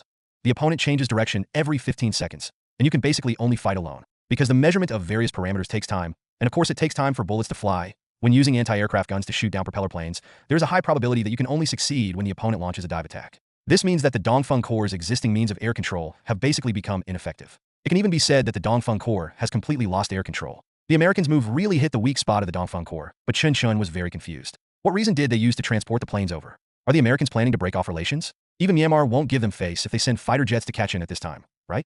Chen Chen's tone revealed obvious doubts, but Xiaoyu answered directly. They didn't send fighter jets to Kachin. The A-29 was purchased by Kyo itself, and as for the Mustang, or P-51, it was something they saved during World War II. Does anyone believe this? Chen Chen was stunned. Damn, outsiders always say that you can pick up native northern equipment in the jungle, but when you get it, it means you have inherited the legacy of the war. It doesn't matter whether anyone believes it or not. What matters is that they have a reasonable reason. The 101st Commando has always worked closely with the Americans, so it's not surprising that they have the P-51. Yes, they really do have the P-51, the kind that was handed down from World War II. It's just that those planes can't fly anymore. Now a few can fly. It makes sense, right? Right. Chen Chen could only nod. What else could he say? Things had come to this point. After a moment of silence, he said, "We must have a countermeasure. If we don't have any air defense capabilities, we will be beaten by them." The Americans knew we had a missile, so they dared to use propeller planes to suppress us. No need to say so much. Just give me some missiles first. There will be missiles. We are not stupid. Siyu paused, then said, "I'll get back to you about the missile issue, but right now, there's another problem that's almost as serious." What's the problem? Kachin's ground forces have at least 4 M2 armored vehicles exposed. That's not surprising, right? They already have M2. Chen Chen said inexplicably. It's not surprising to have the M2. The problem now is that they just started the fight and they showed it off. We suspect they have stronger and more advanced armored units. M1A1? That's impossible, but there is a high probability that there will be tanks. From India? Yes. That's it. The other party is hitting us by the neck. Chen Chen shook his head helplessly and continued. Even if this thing is not a T-90, it must at least be at the level of a T-72. It is difficult for our anti-tank weapons to pose a threat to it, and our own tanks cannot easily penetrate the enemy's armor. The most important thing is that they've already done this. It is impossible that they have no preparation in other aspects. Our combat characteristics have basically been figured out by them. Whatever we lack, they have it. Our equipment is completely suppressed. How can we fight them? It's really hard to fight. Xiaoyu said very objectively. Advertisement, we were at a huge disadvantage from the start, and no one could say that this situation was easy to beat. In terms of manpower, equipment, and even training, the coalition forces under Chen Chen's command are no match for the Kachin. Not to mention Chen Chen. Even Xiaoyu wanted to say, do your best and leave the rest to fate. But at the same time, she knew that this battle had to be fought and had to be won. Once they lose, not only will all the advantages and benefits accumulated in the early stage be lost, but the other party can even directly infiltrate the entire Pubay, using this vast area of Pubay to directly form an encirclement that runs through the South Asian subcontinent, the Indochina Peninsula, and the Arabian Peninsula. The South Asian subcontinent has India, the Indochina Peninsula has Pubay, and the Arabian Peninsula is not to mention. The other party's plans are equally far-reaching and should not be underestimated. Thinking of this, Xiaoyu said, "We will do our best to provide the necessary equipment support. We will have missiles and anti-tank weapons. But you have to understand, this takes time. You have to give me at least 1 week. During this week, you have to stop Kachin as much as possible. The key issue is not winning or losing, but the speed at which the opponent advances. Once they are in a state of unstoppable force, Pubay's local militias, you understand what I mean, right?" Having said this, Xiaoyu deliberately lowered her voice and did not finish her words, but Chen Chen could fully understand what she wanted to express. The militias are all dogs. They will follow whoever gives them meat. If the meat they get is not enough and they are beaten by outsiders, even if they don't change their allegiance, they will not help you guard the door anymore. Therefore, the most crucial issue is that the coalition forces must not show signs of defeat within a short period of time. Once you show signs of defeat, you will really lose. So Chen Chen opened his mouth and answered, "I see. I will organize the defense as soon as possible, within these 2 days at the latest. If we can't defend Kokong, we won't defend it, but this time we have to give up Wa State. You have to mediate and at least make sure they dare to fight in the first battle. I will try to communicate, but it mainly depends on you." There was a hint of shame in Xiaoyu's tone. Chen Chen didn't say much. After briefly communicating a few details, he hung up the phone. Then, he looked at Li Bang, who had been waiting on the side, and said, "I'm afraid it will be a tough battle this time." "How bad is it?" Li Bang asked with interest. "That you're still asking how evil it is? You're pretty excited, right?" "Not really, but the battles I've fought in Pubay these past few days are really boring. Not as good as when I was in Indonesia. High risk, high reward, and there's nothing wrong with fighting a tough battle occasionally." Hearing his words, Chen Chen was both angry and amused, but before he could reply, the phone in his hand suddenly rang again. When he saw the caller ID, Chen Chen frowned. "Peng Diren, if you call me at this time, there may be only one result. That is, the Allied forces defected. After all, they had just been attacked by the Kachin and had no ability to fight back, and it just so happened that the Dongfeng Corps reached Mongolia. In peacetime, Peng Diren would never abandon the coalition forces for Lin Mingxian. But now, this has become his excuse." Chen Chen hesitated for a few seconds before picking up the phone. He was thinking about how to respond to Peng Diren's hypocritical words, but to his surprise, the other party's first sentence overturned all his guesses. "Boss Chen, we can't hold on any longer. I have led the team to retreat to Qingshui River. There is no way to defend Laojia. Captain Chen, help, help. Does that mean your allies don't plan to throw, but only run? What is going on?" Chen Chen didn't know how to answer for a moment. After 2 seconds of silence, he finally calmed down and asked, "You didn't. We didn't surrender. We didn't surrender. Commander Chen, the Kachin are not that strong. We have already found them out. They have armored vehicles and planes, but that's all. Boss Chen, bring your team over here. We can fight." "Good fellow, they have armored vehicles and airplanes, but that's all?" Chen Chen didn't know how Peng Diren said this. Could it be that he really thought the Dongfeng Corps was omnipotent? "How much damage did you suffer?" "The casualties were not high. General Chen, we retreated very quickly and there was almost no direct conflict. Most of the casualties were caused in the first round of bombing. We are now guarding the Qingshui River, ready to block them with the help of favorable terrain. We don't want the old street anymore. If we save the land but lose the people, we will lose both the people and the land. If we save the people but lose the land, we will save both the people and the land. Boss Chen, we can fight guerrilla warfare. The Kachins have made a fortune this time, but their tactics are very ordinary." Peng Diren's words finally brought Chen Chen the first good news. "The equipment is good and the training level is high, but the tactics are not good. Tactics are indeed the biggest shortcoming of the Pubei ethnic armed forces, and it also happens to be the thing that has the greatest impact on their combat effectiveness in an army that has not stepped into the threshold of modernization. If you have electromagnetic superiority, air superiority, and super firepower, then you actually don't need too many tactics. But if you're a team at the quasi-World War II level, then the role of tactics is crucial. This is an opportunity. Thinking of this, Chen Chen immediately said, "Wait, I'll be there in 10 hours. Understood. I will stay here. Also, my father asked me to tell you that he doesn't have a son-in-law named Lin Mingxian." The line has been drawn completely. Chen Chen never expected that in this sudden war, the first to firmly express their stance would be the Allied forces. Conquered? Probably really conquered. Li Bang, who was standing by, heard the conversation on the phone. He asked with a little concern, "Could it be a trap?" Chen Chen shook his head and replied, "Impossible. The Allies are not qualified to set traps. They are too weak. Even if they trick us, what does it matter? We can easily defeat them and escape. Peng Diren would not do such a stupid thing. Get ready. We will set off as soon as possible. Notify everyone, including the Indonesian side, to return to their bases within 20 hours and prepare for battle." On the other side, Peng Diren, who had hung up the phone with Chen Chen, did not hesitate at all and immediately began to arrange the temporary camp that he had just commanded his militia to build. It must be said that in the short 10+ days following Chen Chen, he had indeed learned a lot. Apart from other things as a camp planner alone, he had been transformed. Of course, these things were not all taught by Chen Chen. In fact, Chen Chen's role was more like a signpost. He pointed in the right direction, Peng Diren saw it, and started walking in that direction. How long does it take to evolve from a country bumpkin militia leader to a true commander who is willing to read, memorize, and learn modern tactics and techniques? The answer is simple. A few months is enough. Peng Diren really worked hard, and his hard work also saved his life. It was because he realized the deficiencies in his troops' firepower and training that he focused on training his team's guerrilla capabilities. And it was extreme training, where they did not consider attacking first, but instead considered strategic retreat. He responded immediately after the Kachin launched the first wave of air strikes and ground armored assaults. Don't put up any unnecessary resistance. Just run. Baggage, supplies, equipment. These slow-starting but high-speed teams will retreat first, and the light infantry will rely on the advantage of the skirmish line to block the enemy, not seeking to kill or injure, just to buy time for the logistics troops to speed up. After the logistics troops evacuated, the main blocking force retreated first, leaving the most elite private soldiers to cover the rear. What? You said the private soldiers didn't dare to fight? This involves the most critical situation assessment. For Kokong, Kachin is fighting an invasion war. I'm a soldier with my whole family here. Although I can't fight you head-on, I also know that I must stand in the front so that I can have a chance to counterattack later. Wartime political propaganda. This was the second trick Peng Diren learned from Chen Chen. With this combination of punches, the Allied forces, despite being at a great disadvantage in equipment and personnel, actually completed the evacuation in a thrilling and amazing manner. The team had a total of 4,000 people, and the casualties during the retreat did not exceed 200, and only more than 500 people deserted. This number is considered top-notch among the ethnic armed forces in Pubei. Therefore, Chen Chen's judgment on Peng Diren and the Allied forces was actually biased. He didn't know that this Allied force was slowly evolving, nor did he know that under his influence, some things had already been like a clear stream entering an ink pool, slowly replacing some of the original filth. Does Peng Diren want to join? If he can't withdraw, he will definitely vote. But it was precisely because he withdrew that he was able to say that Kachin tactics are not very good. And this is true. A modern semi-motorized force with airplanes fought against a modern force with assault rifles, and only 200 people were left after a surprise attack. If this disgusting record happened in the north, the commander would have to be punished from top to bottom. There is no doubt that Peng Diren gained confidence and even became crazy. So, when his adjutant finally spread out the brief map and introduced the current deployment of troops of both sides, there was no fear on his face, but rather he was full of vigor and vitality. From the summary of intelligence from all sides, the ground forces deployed by Kachin this time are at least around 3,000 people, including light armored units, fixed-wing aircraft, propeller aircraft. We have already seen all of these. There is also intelligence that the Tang army has turned against us. We used to have a close cooperation with the Tang army in Myanmar, but we were totally unprepared for the activities of the Kachin people. This shows that even if they didn't surrender to the enemy, they were at least sitting on the fence and watching the show. We can no longer try to enlist their aid and must treat them as the enemy. But this means that the total enemy force we may have to face in the short term must be at least 5,000. The situation is very critical. I suggest that we continue to retreat southeast as soon as possible and seek refuge in Hua State. We've already made up our minds to get on board, so we might as well do it thoroughly. We can't continue to retreat until we get on the ship. Peng Diren waved his hand decisively, and then continued. Kachin is now unstoppable, and the external propaganda situation is very good. Muse is theirs, Lao Kai is theirs, King Shuai is our last important town. If King Shuai is also lost, it means that all of Kokong is lost. They will definitely make a big fuss about this. With a round of propaganda, I'm afraid that before we even defeat them, the rear will be in chaos, and we won't have to fight anymore. So, my suggestion is to defend Qingshui River to the death.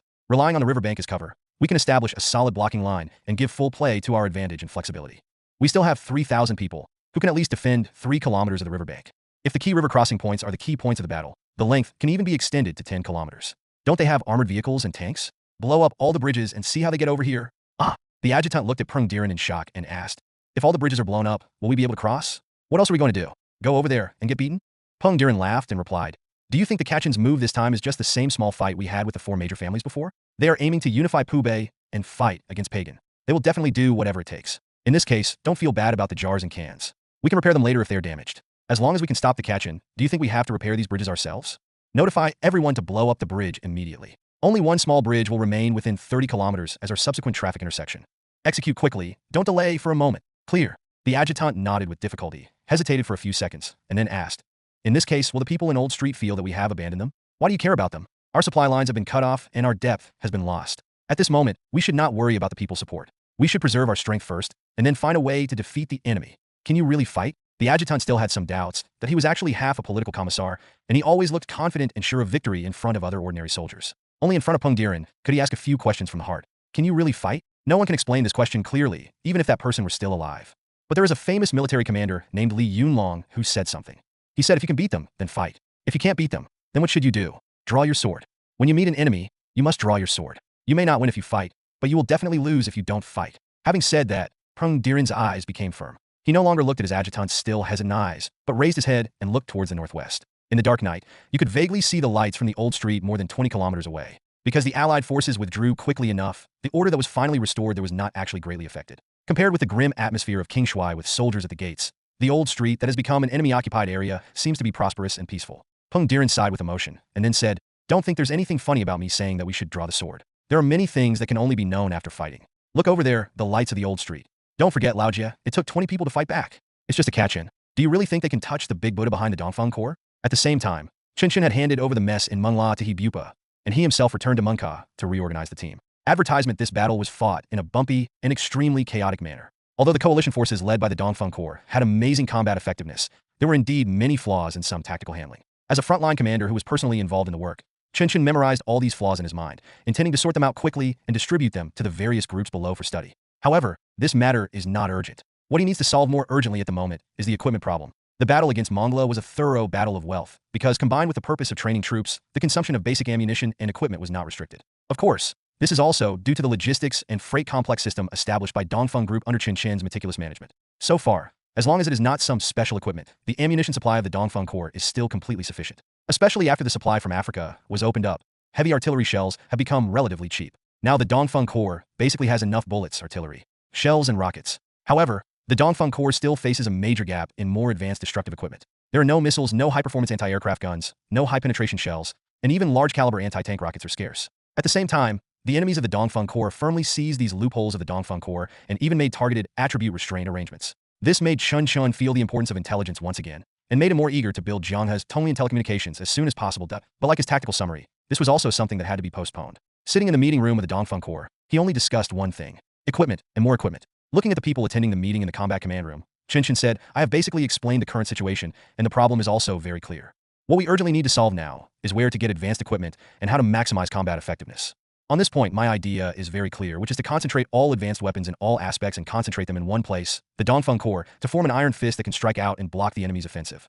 This strategy is beyond doubt. If anyone disagrees, they can withdraw from the discussion now. After saying this, he scanned the room and confirmed that no one objected before continuing. Well, since everyone agrees with my plan, let's move directly to the next step. To put it bluntly, take out whatever you have in your hands and don't hide it. If we don't get rid of these things in this battle, we won't have another chance to fight again. Hearing his words, He Bangxiong, who was always the most active, immediately raised his hand and replied, I will definitely hand over all my armored vehicles to Brother Chen for unified command. Chen Chen nodded with satisfaction. Before he could open his mouth to praise, He Bangxiong continued. In addition to armored vehicles, it would be best if our artillery were also concentrated and established under a unified command. Brother Chen's skill in firing a cannon is obvious to everyone, so there is no need to say more. Also, I have 8 sets of Jin 1 missiles here which I found in Zhao Zhaoyang's warehouse. I don't know if they are useful, but it's better to have them than nothing. Also, I have 20 rounds of PF-89, that is, 80 rounds, and 6 sets of RPG-29, all of which just arrived. It's a pity that the RPG-29 is in short supply right now. I want to get more, but I can't get any yet. Hearing his words, Chen Chen nodded again. He Bangxiong really opened his pocket this time. 20 rounds of 80mm ammunition and 6 sets of PRG-29 may not sound like a lot, but for a place like Pubei, it is definitely a very far-sighted purchase. So Chen Chen said, the anti-tank rocket launcher is basically useful, but the Zhun 1 is too weak to hit the fixed-wing aircraft. It's better than nothing. Miss Bao, do you have any suitable anti-aircraft weapons? Bao Xiaomei, who was sitting next to He Bangxiong, shook her head helplessly and gave a guilty smile. There are no anti-aircraft weapons. I've already confirmed this before coming here. There are quite a few RPG-7 and 40mm rounds. There are probably more than 200 rounds in total. There really aren't any other weapons with larger calibers and greater lethality. Your 20,000 Wa army can only gather more than 200 rocket launchers? Chen Chen was stunned. For a moment, He even suspected that Bao Xiaomei was deliberately hiding her strength and deceiving him. However, when he thought about it carefully, he felt it was quite reasonable. The arms procurement of Hua State is characterized by a desire for quick success and instant benefits. One moment they buy helicopters, the next they buy armored vehicles, one moment they replace their equipment with Type 97 rifles, and the next they add sniper grenades. But the problem is that these things are either scarce in number or have a low usage rate. When it comes to real fighting, it is better for each person to have 2 tubes. There's nothing I can do, the boss likes to watch it. During the military parade, watching helicopters and armored vehicles is different from watching monkeys holding bazookas. Seeing Bao Xiaomei shaking her head, Chen Chen sighed helplessly and then asked, "What do you have?" "There are 2 Mi-171 helicopters, but only one can actually be flown. There are also 2 small helicopters, which are converted from civilian models. But it's useless. We'll just be targets for the enemy's fixed-wing aircraft." "Where are the armored vehicles?" "The armored vehicles belong to the 468th Brigade. They're used to defend Pankum, you know." "Forget it. I can't count on you. I'll have to fill in the gap later." Chen Chen interrupted Bao Xiaomei with a wave of his hand, then turned to the jackal who had been sitting in the corner without saying a word. The latter saw his eyes, and a smile appeared on his lips. Then the jackal coughed and took the initiative to say, "I have what you want." "What?" "2 BGM, 71 E model Dao, 2 Javelin, for Stinger." "Are you sure?" Chen Chen was stunned. The jackal nodded calmly and replied, "The stuff is in the warehouse. It just arrived less than a month ago. You know, I've been preparing for these things for more than a year. From the moment I fired that javelin over Chen Min's head, I knew this day would come. Now it's finally being used." Chen Chen was almost in tears. "Oh shit, it still has to be you. You are not a jackal. You are obviously my mother."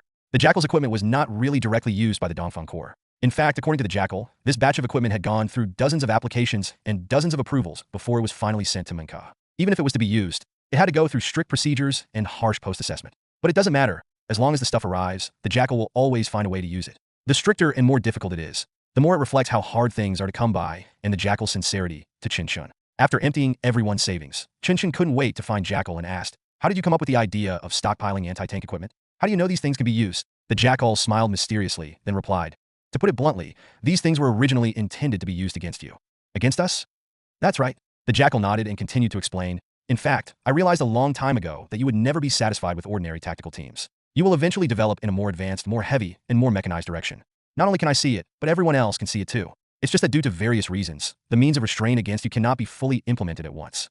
This batch of stuff was actually approved after you started purchasing armored units on a large scale. Do you know how difficult it was to transport this batch of stuff? The most ridiculous thing is that after the equipment was approved, we took orders from your training base, and the relationship between us changed all of a sudden. This change in wind direction has brought me unexpected troubles. Some people use this as an excuse to obstruct the delivery of this batch of equipment. I had to spend a lot of money to open up the joints. Now you know why the ISBC training ground appeared, right?" Chen Chen nodded deeply and answered sincerely, "Thank you. But why didn't you tell me at the beginning? If these additional customer relationship fees are needed, we can discuss it directly. That we are friends in business, but we cannot be careless in business." The Jackal looked serious and continued, "Maintaining this border will be more beneficial to our long-term cooperation, isn't it?" "Really?" Chen Chen did not ask any more questions, but instead asked, "How do I use the equipment? Do I need your people to participate?" This question was actually very sharp, because Chen Chen was apparently asking how to use the equipment, but what he really wanted to ask was whether Chai SRI's forces in Pubei could participate in the war. If the Jackal gives an affirmative answer, the Dongfeng Corps will be equivalent to receiving strong reinforcement, and its combat effectiveness will be improved by at least 30%. But whether he dares to give it and whether Chen Chen dares to accept it is another question. Nothing else, the political sensitivity is there. After hearing what Chen Chen said, Jackal understood what he meant. He shook his head and replied, "We don't need to join the war. You can use the things. I will help you with the formalities. Then, you will go out to fight, and I will keep watch over the house for you. We will designate the entire Minka area as a safe zone. If any foreign forces enter, we will deal with them, as you know." "Good comrade." Chen Chen couldn't help but say. "Then I'll leave it to you. I will leave tomorrow at the latest. I'm afraid Peng Diren won't be able to hold out for too long. What you need to focus on guarding against are attacks by small groups of special forces, especially attacks against civilians and their families. You should be good at this. Of course, if things are not going well for you, you should stay out of it and don't get into a fight." "I see." Jackal nodded solemnly, then asked, "Can you tell me the truth? How confident are you in going to war with Kachin this time?" "That depends on what you're talking about." Chen Chen smiled calmly and continued, "If you mean to flatten Kachin and take Pubei, then I can only tell you that there is not even a cent. If you mean to keep the enemy out and completely subdue the Kachin in a decisive battle and cut off the hand that is reaching out, then I am 30% sure. If it means wiping out Wenbang, severely damaging the CIA, and incidentally attacking Kachin, the first bird to be attacked, then it's 60%. If we just block their attack and continue to maintain the balance, then we will have a 100% chance of success." "So high?" The Jackal's eyes widened in shock, and he said subconsciously, "But now almost everyone is not optimistic about you. To be honest, the coalition forces have not received any specific intelligence, but from the information I have, the situation is indeed very unfavorable to you. They will suppress your equipment throughout the whole process. Even if someone from your mother's side comes, it will be useless. They are too conservative and cannot defeat the Americans who are willing to pay any price." Hearing Jackal's words, Chen Chen nodded in agreement, but then he said, "Equipment is important, but it does not necessarily play a decisive role. The most important thing for us to realize is that the Kachins are fighting a war of aggression. and a war of aggression must be carried out in parallel with a war of public security. They can't afford to delay for too long, so they can only rely on blitzkrieg to quickly eliminate all the warlords' armed forces and then gain benefits through negotiations. They really learned it. We know. They just copied the way the North fought back then. But they are wrong. We are not the monkeys of Vietnam, nor are we the ASIN of India. They want to play blitzkrieg with us with a few planes and tanks. In 2 days, I will let them know what an insulator is. Rely on the Allied forces? The Jackal frowned and continued to ask. I thought you would let the Allied forces withdraw first to preserve their strength, and then organize a decisive battle after Wa State is fully prepared. We can't wait that long. The Allied forces are now a flag on the front line and cannot fall. Moreover, they have now retreated to the Qingshui River area, which is the best defensive location. We cannot let the Kachin side find out about the problem and bypass Qingshui River and Banglong. We must use the Allied forces as bait, let them think that Qingshui River can be taken, and then severely injure them there. Understood. Jackal thought for a moment, and then said, the battle to cross the river will be very fierce. You need more anti-material weapons, but the heavy weapons cannot be transported across in a short time. The helicopters are also pressed down and cannot take off. What are you going to do? Adapt to local conditions. If there is oil, set fire. If there is no oil, use fishing nets. By the way, use all the RPGs in Wa State. All of them will be lost in this battle. Then it's up to you. The Jackal nodded expectantly, and then said, this battle will surely be another classic example. I've already paid you the tuition fee in advance. When you come back, don't ask me for money again. Of course. Advertisement. Chen Chen and the Jackal smiled at each other, and everything was said without words. 2 hours later, they were in the Qingshui River area. Peng Diren stood on the bank of the Qingshui River, or the Nanning River, and watched his men's actions in the distance with a slightly nervous expression. Accompanied by a loud explosion, the last bridge scheduled to be blown up was destroyed. Now, within 20 kilometers, the only load-bearing bridge left is Shaoshan Bridge, which can accommodate heavy vehicles. As things developed to this point, the adjutant beside him began to get a little nervous. While sorting out the intelligence at hand, he reported to Peng Diren, Sir, according to your instructions, all preparations have been basically completed. We have implemented emergency military control in the surrounding area, confiscated all the gasoline that could be found in a short period of time, and transported it to the nearby jungle for concealment, while also covering it with anti-infrared camouflage. From our own ground tests, it is difficult for ordinary infrared equipment to detect it, and its safety is guaranteed. In addition, all key river crossing points have been blocked by nets, civilian ships have been requisitioned to anchor and run aground in some areas, and a small number of explosive ships and fire ships have also been deployed. But there aren't many of these things, and they can only block the first round of attacks at best. If we want to stop them from crossing the river, the most important thing is heavy firepower, sir. When will the Dongfeng Corps arrive? Within 15 hours. Peng Diren answered immediately. He and Chen Chen have already achieved the synchronization of intelligence, and now both sides know what each other is doing. The series of arrangements made by Peng Diren were actually the work of Chen Chen. Have the gas stations near Shaoshan Bridge been cleared? That must be an important target for the enemy's air units. We must minimize the losses as much as possible. It's been emptied. All the oil in the oil depot has been drained. That's good. If there are no other questions, bring the team back. Everyone take their positions according to the predetermined combat formation and be ready for battle. The Kachin army has advanced to the Manda area. They wasted some time in Laogai, but now they have entered a high-speed maneuver. In 2 hours at most, they will arrive along the Qingshui River. By then, it will be our most critical intelligence reconnaissance window. Send my guard platoon out, have them hide on the north bank of the Qingshui River, organize firepower reconnaissance, and find out the enemy's situation. At the same time, we will establish extensive relationships with local civilians to see if there are any family members or acquaintances, and convert them into our scouts. We must figure out the enemy's main attack direction before they launch their general attack. Otherwise, as long as one team crosses the river, it will be difficult for us to defend. Clear. The adjutant nodded again, and then said with some hesitation, are they likely to choose night battle? In terms of equipment, they are more suitable for night battles. Perhaps we still have time? That's impossible. The advantage that a night battle brings to them is just icing on the cake compared to the advantages they already have. They want to fight a blitzkrieg. There is no need to take this risk. I estimate that their attack will begin soon. We must. Peng Diren stopped talking abruptly before he could finish his words, and at this moment, a strange buzzing sound suddenly appeared in the sky above the Qingshui River, like a giant mosquito flying in the air. Peng Diren couldn't say that he was very familiar with this sound, but it was true that he couldn't forget it for a short time. Mustang, the plane is coming. Hide. Everyone, hide in the jungle. Don't expose your position. Don't try to fight back. The enemy's purpose is reconnaissance. Don't reveal the deployment information. Peng Diren shouted loudly, and the adjutant beside him suddenly pulled him and brought him back to the command center hidden in a civilian house. In just 20 seconds, just as Peng Diren stepped into the door and began to observe through the window, the buzzing sound had already reached their heads. He took a deep breath and continued to give covert instructions to each team via the radio. Replies kept coming from the headset. But just when Peng Diren thought that this reconnaissance would end peacefully, a series of explosions suddenly came from the sky. Thump, thump, thump, thump. The 2 wing machine guns on the P-51 opened fire at the same time, and a series of wailing sounds immediately came from the radio. The position was exposed. Peng Diren's heart tightened. He could clearly hear the circling fighter plane lowering its altitude. At this moment, he wanted to rush out, set up his only 2 anti-aircraft guns, aim at the arrogant fighter plane, and shoot it down directly. But Peng Diren knew that the consequences of doing so were something he could never bear. Hide! Hide! Never fight back! Peng Diren shouted into the radio. Being exposed is not scary. From a high-altitude perspective, many things are clear at a glance. It is impossible for your team of 3,000 people to be completely flawless. There will always be some positions that are discovered and attacked. At this time, you can only choose to abandon these positions to preserve the entire deployment. If they really counterattacked at this time and exposed the positions of other positions, the enemy's firepower reconnaissance purpose would be completely achieved. However, Prung Diren knew this, but his men might not know it. At least 2 positions did not obey the command. They instinctively raised their guns and shot at the close fighter planes, thinking that they could shoot down the planes with light machine guns like in some movies. But what greeted them was an even more ferocious counterattack from the Mustang. "Stop fighting! Everyone take cover!" Prung Diren shouted at the top of his lungs, and his orders finally took effect. 5 minutes later, the Mustang turned around and left without finding any other information. After confirming that it was safe, Prung Diren couldn't wait to run to the vicinity of the attack position to check the situation. He knew it was risky, but he had to do it to stabilize the morale of the troops. What he saw was a tragic scene of broken limbs and arms. At least 10 people were hit by large-caliber machine guns, and their bodies were almost blown to pieces. That it wasn't a machine gun. It's a machine gun. It was just as Chen Chen had said to him on the phone just now. The other party was using the cannon version of the Mustang NA-91, with 4 20mm Hispano cannons, almost equivalent to a small warthog. The smell of blood kept drilling into Prung Diren's brain. At this moment, he truly felt the despair of being suppressed. What to do? Tanks can't even drive over here. If you dare to come over, you will definitely be ripped apart by these little warthogs. Without tanks, we can only rely on ourselves and the light weapons of the Dongfeng Corps. How can we defend this river? It is definitely a Mustang of an unconventional configuration. It must have a machine gun, but its specific performance is still unknown. Our tanks can't get through. We can't deploy any armored forces until all these planes are shot down or paralyzed. The situation is very tricky. The enemy has completely suppressed us with these planes. Helicopters can't fly, tanks can't drive, and even if our seaplanes can reach them, they can't confront them head-on. We have to organize a strike against the airport first. But the difficulty is that all the planes they use are propeller planes, and they can land on any dirt road. It is very difficult for us to find out their specific landing location. It's really a matter of careful consideration. The Americans really fought hard. At first glance, it looks like a fixed-wing aircraft, but once it's actually on the battlefield, we realize that the hidden advantages it brings are really huge. We can only shoot them down on the battlefield. So, the missiles must be given to us as soon as possible.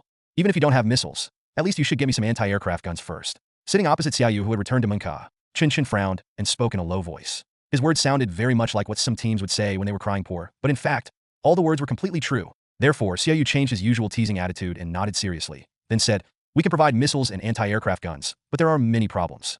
Let's talk about anti-aircraft guns first. Hubei's militiamen basically have no experience in operating guns. You won't be able to train them hastily. If you guys go up there by yourself, as the main target, the damage to the anti-aircraft artillery positions will be terrifyingly high. 4 or even 5 Dongfeng Corps mercenaries in exchange for one of the enemy's planes. Are you willing to do it? You can keep recruiting people, but that is based on the premise that you can win the battle. If your people have finished fighting this battle, then we can basically declare the battle over. So, the anti-aircraft gun option must be ruled out first, or at least it should be downgraded." At this point, Xiaoyu's tone became helpless. Although she was not a real combatant, due to the environment and the influence of her surroundings, she was quite familiar with these strategies and tactics. She could see at a glance the difficulties Chen Chen was facing, and she also knew how to solve these difficulties. However, none of those feasible methods could be used now. Seeing that Chen Chen's brows were already furrowed, she even felt a little reluctant to continue. But there is no way. If all the problems are not exposed, things will become even more out of control once the fight really starts. So she continued. "Now let's talk about the missiles. In fact, we have discussed several equipment export plans, but we now have a contradictory paradox. That is, it is basically impossible for you to shoot down a plane stably, and the ones we can give you cannot guarantee stable killing. There are only 3 optional equipments now: Vanguard 1, Vanguard 2, and Crossbow 6.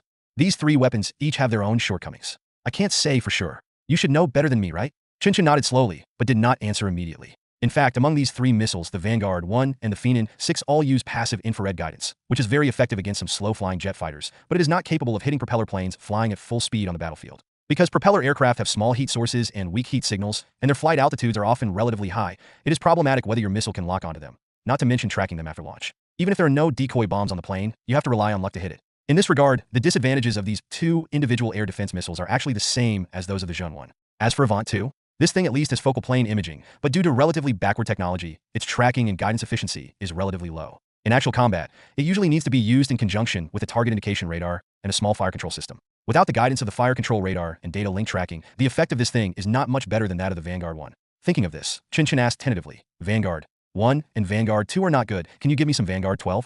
Hearing this, Xiaoyu's eyes flashed with a strange look. After hesitating for a moment, she said, "Some people have indeed proposed to give you the Vanguard 12 directly, but the problem is that this thing is too new and there is no precedent for export. We are working on it, that's why I said it will take a week. But no matter what, even if it's useless, I will send you a batch of Vanguard 2 and Flying Crossbow 6 to hold on first. At least put some pressure on the other side. Give me some time for the rest." Xiaoyu paused for a moment, then continued. "That is to say, we have temporarily given up on the direction of the anti-aircraft artillery position. Now you also need to consider the issue of anti-tank equipment. This is very easy to solve. I will first give you a batch of anti-tank rocket launchers for Type 65 82mm recoilless guns and an indeterminate number of Red Arrow 73 anti-tank missiles. These things can basically help you get through the early stages. Within 2 weeks, I will transfer 2 new pieces of equipment to you. However, 2 weeks is just our current estimate. Whether you can come depends on the specific situation. What? Chen Chen immediately became interested. In fact, he was already extremely surprised that Xiaoyu could promise to give him the first 3 pieces of equipment. And now, she actually said there was something good? Could it be that there was really a new tank? Type 89 self-propelled anti-tank gun. How can this thing be exported? Chen Chen was stunned. In his impression, this weapon was only used in small numbers within the Northern Army and had never been sold to the outside world. Now Xiaoyu actually said that she could get this thing? If it really existed, then no matter what kind of tank the enemy drove over, they would at least have the ability to fight. After hearing his question, Xiaoyu replied, "This is the crux of the matter. If this equipment is to be in your hands, it will be sold to the outside world for the first time. To be honest, the situation in Pubei is not big enough to affect domestic arms export decisions. So, things will be more troublesome, but we will go for it. Instead of trying to get this, we might as well try to get us some Vanguard 12. As soon as Chen Chen said this, Xiaoyu immediately rolled her eyes at him. "I think you really don't understand the situation. If you want an anti-tank gun, that's fine. We can let you use it if we turn a blind eye. But you want the Vanguard 12? Are you kidding me? The Vanguard 12 is something that can shoot down third-generation aircraft. Do you really think the pagan government doesn't exist?" After Xiaoyu said this, Chen Chen suddenly came to his senses. Indeed, air defense missiles and ground-to-ground artillery are 2 completely different concepts. The reason why Pagan did not make a big fuss and directly crush the Dongfeng Corps was largely because the Dongfeng Corps did not really challenge their order, but was just fighting for fun within the rules. But once advanced air defense missiles appear on this land, things will be different. That would mean a provocation to national power. The Dongfeng Corps cannot afford the consequences, and the North does not want to get involved in such meaningless mess. Advertisement. So, even though it seems that one is a small gadget and the other is a big one, in many cases, the political sensitivity of the small gadget is much higher than that of the big one. I understand, then use it first. When will the stuff arrive? 2 days, 3 at most. Where do you want it delivered? Send it to Qingshui River. Chen Chen answered without hesitation. That means you have to hold out in the Qingshui River for at least 3 days. Are you sure? We must defend Qingshui River. Even if the Allied forces are wiped out, we must defend it even if we die there. If Qingshui River is lost, there is no need to fight this battle. Send it over there. I don't have reliable logistical supplies and can't afford to lose advanced equipment. Understood. When are you leaving? After 2 hours, I didn't dare take the helicopter, fearing that my position would be exposed and I would be intercepted. I had to leave by car. Xiaoyu nodded slowly, opened her mouth as if wanted to say something, but finally swallowed the words she had not finished. After a few seconds of silence, she finally said, "Be careful." This is the first time I've heard someone tell someone who's about to go to the battlefield to be careful. Am I going on a picnic or a hike? Don't bother to argue with me at this time. Xiaoyu rarely got angry, but said solemnly, "Whenever there was something in the past, I always told you that you had to live because you are very valuable. But now, I don't want to lie to you. You have fully played the role you should play by resolving the Indonesian issue. So, every second you live from now on will be a profit for everyone. Even if you die, those who invested in you will not lose anything. But we still hope you can live. Of course, I hope you can be alive. If you can come back alive this time, Fuck, shut up." Chen Chen interrupted Xiaoyu's words with a tingling scalp, and then said, "Please don't say anything like if you come back alive you will wear a swimsuit and go on vacation with me to Bali. If you raise a flag like that you will die, understand?" Xiaoyu looked at Chen Chen in astonishment and said inexplicably, "What are you talking about? What swimsuit, Bali? I mean, if you can come back alive this time, I will fight for more interest for you in Syria. You will definitely go to the Middle East. I know you. Now the situation there has changed and some of the chaos has been delayed. After going there and having a fight, you can really expand the Dongfeng group. You understand what I mean, right? So, you must stay alive. Why didn't you just say that earlier?" Chen Chen breathed a sigh of relief and then said, "Then I won't bother with you anymore. Just deliver the things to me. I'm going to pack my things and get ready to leave. It may be a long time before we meet again. Take care of yourself. Take care of yourself." After Xiaoyu finished speaking, Chen Chen turned and walked out of the room, watching his back as he left. Xiaoyu reached in her pocket and subconsciously touched the nothing-to-do card that had become a little warm. She actually intended to give this thing to Chen Chen, but she remembered what Chen Chen said. The nothing-to-do card is of no use. Hurry up and get him some equipment. He will be safer than anyone else. Maybe we can get him some real planes? Xiaoyu sighed calmly and followed Chen Chen out of the room. 2 hours later, all the equipment was packed up and Chen Chen's 4 combat teams, a total of 36 people, were assembled. In fact, the current size of the Dongfeng Corps is more than this, but considering that it is relatively difficult to replenish some special arms, he retained a dozen mercenaries specializing in tanks and armored vehicles. In addition, almost all members of the Eastern Corps were dispatched. Those who stay behind will be handed over to Shirdakai, who will return from Indonesia in 10 hours. As the most critical assault force, they will play the role of the real, heavy cavalry to win the battle with one strike. So in general, the battle that the Dongfeng Corps is going to fight this time is still an asymmetric battle. All they can rely on are individual, light equipment, but they have to block the enemy's steel torrent. This is very contradictory. If Qingshui River is so important, Chen Chen should have put all his strength into it. But if they really did so, it would mean that the Dongfeng Corps would be completely absent from subsequent battles. Therefore, in this contradiction, Chen Chen could only choose a strategy that was relatively risky, but at least it was a solution. Standing next to the Mengsher command vehicle, Chen Chen checked and confirmed the situation of the convoy for the last time, and then conducted the last round of briefings before the war. That as the previous intelligence said, We will reach Qingshui River within 6 hours and start the battle on the spot to participate in the defense of the target area. The 7th Brigade and the 756th Brigade will dispatch a team of 100 people to assist us in this operation, and they will be responsible for transporting some of the supplies. We also have to ensure their safety while we are on the move. We will bring key equipment to the Allied forces guarding Qingshui River, and the Wa State Army assisting us will not take action until we arrive. So, our speed is crucial. Everyone should not fall behind and should not make any mistakes. You can have problems during the exercise, but at most you will just be demobilized. But if you make a mistake this time, someone will die. Did you hear everything clearly? I heard it clearly. The neatly lined mercenaries roared in response. Chen Chen nodded slightly and then gave the order. Get in the car and set off. A group of people boarded the car in a mighty manner, and a moment later, the caravan raised a cloud of dust and rolled out of Mungka City. However, the size of the caravan was far more than the 100 people mentioned by Chen Chen. The 756th Brigade dispatched a large number of personnel and vehicles to escort the Dongfeng Corps convoy out of the city. When they reached the fork in the road outside the city, the team split into 3 and headed in different directions. At this time, fighter jets far away in Kachin had already received the intelligence. But they didn't know that after flying 300 kilometers, they might not be able to find their target at all. 2 hours later, at the north bank of Qingshui River in the Gunong area, in the joint command post of the 5th Kachin Brigade and the Mobile Armored Brigade, Commander Kishou listened to the report from his adjutant with a hint of surprise in his eyes. They actually evaded our airstrike? We didn't leak any information during this operation, nor did we reveal any obvious intentions. How did they know that we already had intelligence on them? Hearing his words, the adjutant, who was supposed to be obedient to his superiors, sneered abnormally, and then answered, I've said it before, such airstrikes are meaningless. Do you think your opponents are wild dogs that appeared out of nowhere? They are real battlefield wolves. Their sense of smell is extremely sharp, their spirits are always tense, and their vigilance is many times higher than yours. How could they not anticipate an airstrike during their march? In fact, they were even expecting our airstrike. From the final high-altitude reconnaissance results, their real main force chose a small path through the mountains. The exposed area above is extremely narrow. If we want to launch an airstrike, we will most likely have to fly over their heads at a low altitude. They need this opportunity. The long driving distance allows them to avoid the threat of aerial bombing to the greatest extent. Once we launch a low-altitude dive attack, their limited air defense forces will have the opportunity to inflict damage on us. They made no mistakes from beginning to end, unlike you. Hearing the adjutant's words, Kasha scratched his head a little ashamedly, looking like he was obeying orders. This strange scene was seen by everyone in the command room, but no one questioned it. The reason is simple. The adjutant speaking here is actually a white man. His name is Valens, a member of Syasad, one of the main persons in charge of the Southeast Asia region, and an experienced intelligence officer, killer, and special operations researcher. The reason why he appeared in the Kachin Army's command tent is self-evident. But of course, he is still not qualified to participate in the actual command operations in Kachin, because their position is to provide aid and assistance to the Kachin Army. If the Kachin commander's command authority is really taken away, things will not end so well. In fact, this is one of the situations that Valens is most annoyed about right now. Although he knew that many of the Kachin actions were not in line with the laws of war and could not bring positive results, he could not interfere and could only make suggestions.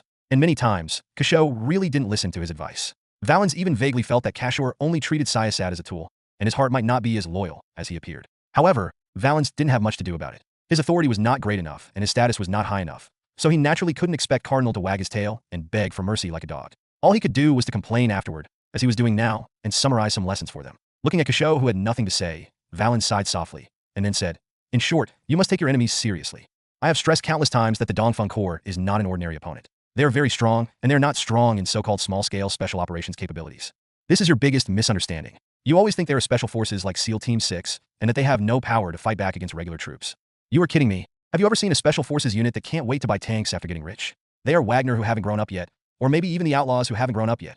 And they are an enhanced version. You have to treat them with the same attitude as you would treat the elite troops of the regular army, understand? Yes, I understand. Kishou was obviously getting impatient with Valens' preaching. He gave a perfunctory reply and then said, No matter who they are, we will have to fight them anyway. It will take them at least another 4 hours to reach Qingshui River. I think we should be able to complete the river crossing operation within these 4 hours, right? That's right. Valens let out a long sigh, nodded slowly and said, How is the team's preparation going? Everything is ready. We have requisitioned all the ships we can, about 40 in total. 40? Are you kidding me? You have a full brigade plus an armored mobile brigade with 3,500 people, and you tell me you only have 40 ships? How are you going to cross the river? Are you going to do the same as the Indians do? Kishou frowned slightly and said dissatisfiedly, We have no choice. The Allied forces took away almost all the boats after crossing the river. 40 is already the limit, and most of them were transported from Nujiang River. Moreover, the width of this section of Qingshui River is not very wide, with the narrowest point being only about 50 meters. If we can't transport it all at once, can we transport it in batches? We have the advantage in firepower and numbers. How can the Allies stop us? Suit yourself. I will report this to my superiors. Valens completely lost his patience with Kassaw, but his attitude caused Kassaw even greater dissatisfaction. Report it to your superiors? Then report it. The plans you proposed are simply impossible to implement. Even the so-called blitzkrieg is already very difficult for us. Please respect the facts. If you cannot give us objective suggestions under limited conditions, then I think it's better for you to keep silent. Kashaw's words made Valens feel a chill in his heart. He realized that he seemed to have indeed overestimated the strength of the Kachin army. After all, they're just a militia. Although they are better than other militia organizations in terms of training, they're already quite good to have achieved this point under the circumstances of being understaffed in military and civilian dual use for many years. Thinking of this, Valens nodded slowly and then said, "You are right, we are indeed restricted by objective conditions. Then let me offer some objective suggestions. First, prepare a fireboat. You don't need to use any advanced materials. You just need to make it explode violently on the water. The enemy is likely to set fire to the water surface to block the passage of our small ships. Your firefighting boat can use the shock wave of the explosion to tear apart the flames and open a passage for us. Do you understand this?" "I understand completely." Kashan nodded immediately, and Valens continued, "Also, our crossing operation this time must be focused on one point. Don't think about detours or dividing your forces. The only river section we can use is the 20 kilometers running east-west. The rest of the area is mountainous, which is not conducive to the deployment of large forces. Therefore, we must focus on capturing the Shaoshan Bridge and the narrow river near the Shaoshan Bridge. The fighting distance between the two sides may even be less than 100 meters, and the casualties will be huge. You must be mentally prepared, and your soldiers must also be mentally prepared." "I understand. I will directly let my private soldiers lead the charge." "Okay. Third, don't enter the Qingshui River area. It's too close to the north. We will fight in Gunong and Huoban. Do you understand? If we want to occupy Qingshui River, we have to wait until we have crossed the river and surrounded it before we return to occupy it. Don't worry, I know this better than you." "That's fine." Valens breathed a sigh of relief, then asked, "When do you expect to launch the attack?" "Advertisement in an hour." Kasho glanced at his watch and continued, "According to our plan, we will be able to cross the Qingshui River and have breakfast in Banglong before the Dongfeng Corps arrives. On the other side, on the south bank of the Qingshui River, near Hoban." Peng Diren held a telescope in his hand, hiding behind the window of the temporary command post, watching the movements on the river bank in the distance with a little nervousness. He knew that the Kachin army's full-scale offensive was about to begin. The other side had found the ship and protected it at the dock north of the confluence of the Qingshui River and the Nujiang River. Within a distance of less than 300 meters, the two sides had engaged in several sporadic exchanges of fire, and several positions of the Allied forces were exposed, but the Kachin army also paid a price. However, due to the Allied forces' own disadvantages in equipment and ammunition, Peng Diren suppressed his own men and refused to allow a large-scale attack. Because he knew that if he wasted bullets in such a place, resulting in insufficient firepower for the subsequent river-crossing defense battle, it would be exactly what the Kachin army wanted. So, no matter how aggrieved he was, he had to endure it. No matter how the other side provoked him, how they fired machine guns indiscriminately, or even used the machine guns on their M2 to fire aimlessly at the building complex where he was, he remained completely indifferent. He didn't even think that he could be so patient. If it was a few months ago, he might have retreated directly after fighting a wave of enemies in a hysterical manner, and retreated back to the jungle to fight guerrilla warfare, right? But now it is different. Now he knows that the seemingly resolute and heroic behavior is actually a kind of cowardice. Only those who achieve victory at all costs, and by any means, are true heroes. This was the third thing he learned from the Dongfeng Corps, and also the most important one. Thinking of this, Peng Diren breathed a sigh of relief. And at the same time, in the field of view of his telescope, the Kachin army in the distance finally began to move. A small team crossed the reverse slope of the hill used for concealment and was approaching the riverbank. They seemed to be just conducting a routine reconnaissance, but Peng Diren knew that the other side was about to start a fight. Because this reconnaissance team was carrying machine guns, Peng Diren's heart skipped a beat, and then he immediately ordered, "Prepare for battle. Scout team, keep an eye on the enemy's movements. We must confirm where they're going to cross the river before we start fighting. Keep a close eye on their ship. Tell me if it moves. I want to see whether they're going to go north and cross the river from the small hill bridge, or cross the river right where they are. Mortars ready. When the battle begins, follow the instructions and bombard the enemy's dock first. Clear. Clear." The radio received replies from the regiment commanders and battalion commanders, and soon, Peng Diren's guess was confirmed. But unfortunately, it was not in the way he expected. What confirmed his guess was a round of fierce artillery bombardment. Less than a minute after the Allied forces discovered that the Kachin had the intention to start a war, artillery shells from the Kachin Mobile Brigade's artillery battalion arrived. The whistling artillery shells covered all key areas on the south bank of the Qingshui River, including Hoban, where Peng Diren was. Deafening artillery fire continued to sound, and one shell even exploded less than 50 meters outside Peng Diren's temporary command post. Boom! The huge shock wave shattered the glass of the command post. Peng Diren stabilized himself and then shouted into the radio, "Don't fight back. Don't fight back before the other party officially crosses the river. Save ammunition, save ammunition." Soon, his shouts were drowned out by even more violent explosions. Under the intensive artillery fire, Peng Diren even felt confused. Are the Kachin troops really on the other side? Can they really fire at such a high rate of fire every few seconds? Where did they get so many shells, and where did they find gunners who can fire without direct aiming? I didn't find their artillery position at all, and the fire reconnaissance team I sent out didn't find it either. It's too late. It's too late to think about these issues now. You can only fight hard. Peng Diren was extremely anxious. He was waiting for the reconnaissance team to report to him the information about the Kachin army's crossing of the river. Soon his wait paid off. Prepare to cross the river. Prepare to cross the river. Their speedboats have already started moving, and a large force is gathering near Shaoshan Bridge. There are assault boats. They have armed assault boats, heading south from the north side of the Nujiang River, attacking in the direction of the river island. The firepower is very strong. We can't withstand it. Hold on. Support is coming soon. Peng Diren gave the order decisively, and then ordered the communicator waiting on the side. "Communication squad, pass on my order. 2 key defense areas. Defense Area 1, the intersection of Nujiang River and Qingshui River, the delta near Gunong and Huli. The enemy will definitely try to cross the river from here. We must defend the delta and force them to continue northward. Defense Zone 2, near Shaoshan Bridge. The river is narrowest here, and they don't have many ships, so it's best suited for reciprocating maneuvers. Order the engineering team to dump all the fuel, detonate the oil tanker, and start setting fire now. The remaining troops along the Qingshui River will immediately gather in these two directions and provide quick support. Clear. The correspondent turned and left, while Peng Diren looked at the telescope and picked up the Type 81 rifle that had been placed on the table. The battle had already begun, and there was absolutely no way he could stay out of it as a commander. At this time, the hum of propeller planes could be heard in the air. On the ground, the bursts of fire from the machine guns on the M2 armored infantry fighting vehicles were even more deafening. The gunfire gradually became more frequent, and Peng Diren walked towards the mortar position hidden in the building complex. He was going to correct a mistake he made in command. Seeing the gunners who had already started preparing the shells, he hurriedly said, "Artillery scouts, move forward. The dot can't hold us back. We won't fight anymore. Follow what I taught you. Aim at that infantry fighting vehicle on the riverbank and hit it hard." The terrain in the Qingshui River area is actually quite complex, and the defense of the riverbank is definitely not as simple as attacking from south to north along the river. In fact, the concept of urban area in Qingshui River refers to the approximately 30-kilometer area near the confluence of Nujiang River and Qingshui River, Nanning River. From the main urban area of Qingshui River, it passes through the three main residential areas of Reborn, Gunong, and Huli.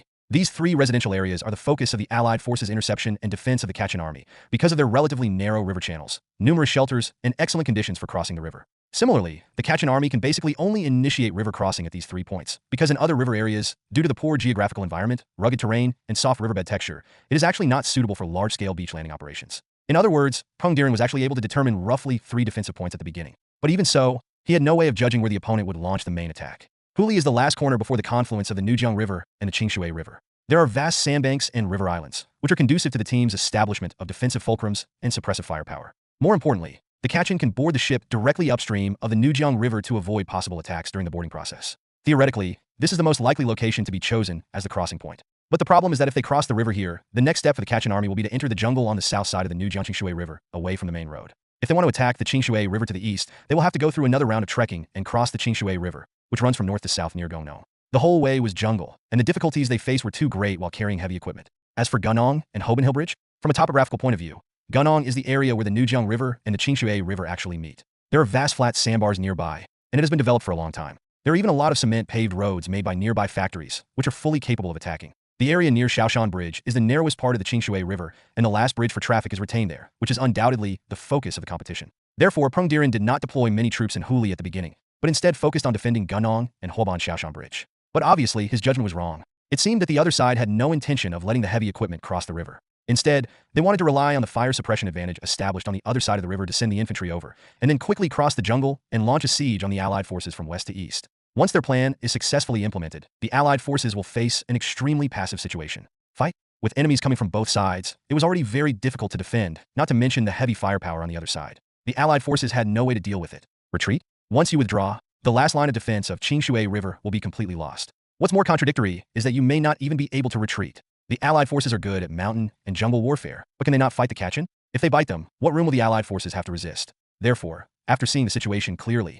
Peng Diren quickly adjusted his deployment and poured all his limited artillery power toward the M2 armored vehicles that had already started to move on the other side of Hoban. Bang bang bang bang dash. The sound of shells being fired from the gun continued to be heard, and after a long flight, the shells fell to the ground with a whistling sound. The Kachin infantry, who gathered near the armored vehicles and tried to implement the infantry-tank coordination tactics, suffered a heavy loss. After a round of artillery fire, all the infantry fled in panic, leaving only a lonely M2 standing there. Success! The enemy on the other side of Hoban has fled. Continue to support Gunong and Huli.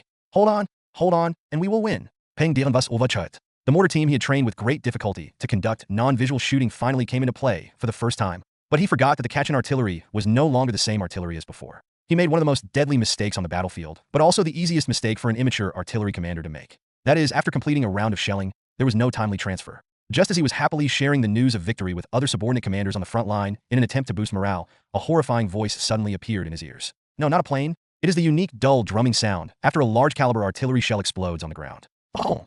Peng Diren's eyes went dark, and the huge shock wave blew the earth wall in front of him directly into pieces, and he was smashed to the ground behind the earth wall. His lungs had been deflated, and the black vision caused by insufficient blood supply to the heart made him completely unable to see anything. Blood flowed from his ears, and he had completely lost his hearing. Out of instinct, he subconsciously stretched out his hands to try to push away the bricks pressing on him. But the movements that were usually so easy for him now seemed as difficult as moving a mountain. He had forgotten to breathe. Or rather, after the severe injury, his body instinctively forgot to breathe. The feeling of death was approaching. If another shell hit him at this moment, he would have no chance of survival. Boom! The second and third shells fell as expected, but Peng Diren was lucky. All these shells missed the target. Or were they originally falling in the direction of their own artillery positions evacuation? At the same time, a pair of hands dug through the bricks and desperately pulled Peng Diren out of the rubble. The light finally reappeared in front of Peng Diren. He coughed violently a few times, then asked with difficulty, "Where are the people? Where is the cannon?" The adjutant who pulled him out was speechless and could only drag Peng Diren under the armpit and evacuate quickly. When Peng Diren looked towards the original mortar position, all he saw was a mess of broken limbs and arms. If I'd been even 5 meters closer when the bombardment occurred, I would have definitely not survived. Just one shell completely destroyed our strongest and only heavy firepower. What kind of terrifying power is this? Does Ga Yaozi have such a gunner? Peng Diren was even a little desperate, but at this time, the communicator who came brought him even more desperate news. The house can't be defended anymore. They have 2 assault boats with anti-aircraft guns on them. We can't fight. There's no way we can fight. Where are our 107 rockets? Missed the target. Peng Diren literally spat out a mouthful of blood. Although he was prepared for this result, when it actually happened, Peng Diren still found it unacceptable. How many rockets are left? We have finished firing at Huli. We still have 45 rounds left in Gunlong, but it is too late to transport them there. We are retreating. This was a major strategic misjudgment. Peng Diren's original idea was that the 107 rocket, a weapon with low accuracy and relying mainly on intensive firepower to inflict area damage, was more suitable for use in the Gunong area. However, he did not expect that what he knew was also known by the other party. Would the enemy charge forward under the 107mm fire? Could they be that stupid? If it was really the Kachins fighting, they might really be that stupid. But it is clear from the current situation that this Kachin army is not that simple. Withdraw to the vicinity of Gunlong. Peng Diren let out a breath, and his mentality finally stabilized a little. At this moment, classic cases he had seen before kept flashing through his mind. But unfortunately, none of them could be directly applied. Since there is no one to refer to, I can only do it on my own. Everyone returned to Shaoshan Bridge to establish a defense zone. At the same time, transfer our guard platoon to Huli to relieve the guard. Take all the rockets, ignore the infantry crossing the river, and shoot at the assault boats. The infantry will cross the river if they want, and when they are all across, we will pull back to defend. From the current situation, their armored forces will definitely cross the river from Shaoshan Bridge. We need to find a way to consume their strength. Don't blow up the bridge yet. If you blow up the bridge, they will find another route to cross the river, and then we'll be in big trouble. Hold them and don't let them notice anything unusual. Clear. Advertisement. The communicator immediately turned around to convey the order, while the adjutant at the side helped Peng Diren, who had finally stood up, to continue the transfer. Has the station moved? Peng Diren asked. At this time, maintaining smooth contact with various troops is more important than anything else. If the radio is lost or broken, then there is basically no need to fight this battle. It has been transferred, and the mobile communication network is still working properly. If it really doesn't work, we can use the mobile phone to contact. That's good. Peng Diren started coughing violently again before he could finish a sentence. By the time he was finally transferred to the second command post, he had collapsed to the ground due to dizziness. At this time, the sounds of artillery fire and gunfire never stopped for a second. Even though he knew that his life was burning in this state, Peng Diren had to force himself to sit up and look at the battle map that had been laid out. We will definitely not be able to defend Huli. They will definitely continue to cross the Nujiang River and surround us. The only possible route they could take is the Golden Pagoda Temple Trail. From here, they can directly attack our rolling position from high to low. We have to be faster than them. We must occupy the Golden Pagoda Temple first. Give the order. We must defend the Golden Pagoda Temple at all costs and stop the enemy's attack there. At the same time, we have to stop the enemy at Shaoshan Bridge from crossing the river. When we can no longer stop them, we will detonate the explosives to blow them up. Ahem. Rent a death squad for me to guard the small mountain bridge. Tell them that reinforcements are coming soon. As long as they can hold the Shaoshan Bridge for 45 minutes before blowing up the bridge, those who come back will be able to climb to the top in one step. Clear. The adjutant nodded immediately, but then asked, "It has come to this point. Even if they can come, will it really be of any use?" "I have no idea." Peng Diren shook his head and replied, "But I know, at least they will come." At the same time, in Huli, not far from Hoban, a small but fierce offensive and defensive battle had begun. Across a river bend that is less than 200 meters wide at its widest point, all the elite troops of the 5th Brigade of the Kachin Army and the 2nd Company and Guards Platoon of the 2nd Regiment of the Allied Forces have begun a standoff. There was a huge difference in firepower between the two sides. The Kachin Army not only had 2 assault boats responsible for the main attack and suppression, but also an M2 armored vehicle on the riverbank to sweep the enemy's position. The Guards Platoon brought 12 RPG-7 and Type 40 rockets, but at this time, all the rockets were still in their hands and not a single one was fired. On the other side of the river, the Kachin Army's machine gun positions had been fully established. 4 heavy machine gun fortresses were nailed to the riverbank heights on both sides of the Nujiang River, covering every corner of the Allied Army's positions without blind spots. The huge pressure made it almost impossible for the Allied forces to show their heads, and what was even more terrifying was that there were even 2 P-51s circling above their heads. If it weren't for Peng Diren's foresight to deploy the positions in an extremely dispersed formation, these 2 eagerly watching planes would have dived down with their own death howls to harvest lives one by one. The only reason they didn't take action was that they hadn't found any high-value targets yet. Hiding in the position, the platoon leader of the Guards Platoon extended the light machine gun out of the makeshift trench and fired a round of shots at the other side of the river. But the bullets he fired were insignificant in the vast line of skirmishers, and could not even stop the enemy's actions for even a second. Of course, their target was not those stragglers. What he really wanted to attack were the 2 assault boats on the river. However, they moved so fast that it was impossible to aim, and even if you aimed, it would be impossible to hit them. If he wants to ensure his hit rate, then he has only one choice. Get closer. At this time, he was 100 meters away from the riverbank and nearly 200 meters away from the assault boat. If he could reach the riverbank, he was confident that he could hit at least one of the assault boats. But this distance was like an insurmountable chasm for him. Seeing boatloads of Kachin troops crossing the river from the river bend, the platoon leader's eyes became more and more serious. Of course he can run, and if he runs, he can survive. However, if I really run away, all the things I worked so hard to get will be handed over to others. He was unwilling to accept it. At this moment, he didn't understand what this emotion meant, but he knew that he wanted to fight for his life. The platoon leader took a deep breath, then said to the captain of the second company beside him, "Lead the team to move west and draw fire for me. I'm going to charge once, close the distance to within 100 meters, and find a way to kill them. Give me 1 minute, just 1 minute. Within this minute, you must fire at full speed. Clear." The company commander nodded solemnly, then immediately led his team to move westward. Just after they arrived at the location, the platoon leader threw away the gun in his hand, put on 2 loaded RPG-7s, and jumped out of the trench in 1 step. He moved along an arc from northeast to southwest at an astonishing speed. In less than 30 seconds, he had reached the water's edge. He fell into the water without stopping, and then raised the rocket launcher while suffocating. Everything went smoothly. While aiming at the assault boat that was shuttling back and forth, he even had time to see the shocked expressions on the faces of the Kachin troops who had completed the landing. They probably didn't expect him to be here, right? The platoon leader didn't hesitate at all. He quickly pulled the trigger. The rocket approached the assault boat at a rapid speed, but missed by a tiny deviation just before hitting it. Almost. The platoon leader raised another rocket launcher, but at this moment his body suddenly exploded. The M2's Bushmaster 25mm machine gun had already locked onto him, and the shells carrying huge kinetic energy eventually caught up with him. He didn't become a hero. However, at the moment when his vision went completely black, he suddenly saw a huge spark explode from the assault boat on the river. "I hit it." This was his last thought before he died. The javelin hit the target. Target number 1 has been destroyed. Target number 2 has lost power. Shifting, repeat, shifting. Understood. 2 toes loaded. Target, enemy armor. The target is out of the horizontal angle of attack, cannot be aimed, and is evacuating. Understood. Evacuate. Groups 1 and 2 led the team to support the Huli position and quickly distributed rockets. The rest of the teams follow me and continue to move eastward. The reconnaissance team should be alert to enemy airstrikes and report the location of enemy aircraft in real time. Understood. Monitoring in progress. High-value target detected. Requesting to open fire. Permission to open fire. Take cover. Clear. As a series of commands were issued, the sound of a large-caliber sniper rifle shot suddenly rang out in the jungle. Immediately afterwards, the body of a commander of the Kachin army on the other side of the river broke into 2 pieces and collapsed to the ground. The Kachin army, which was suppressing the Allied forces' positions, immediately fell into chaos. Of course, their chaos might not be just because of this shot. Of course, the ones who arrived were the assault group of the Dongfeng Corps.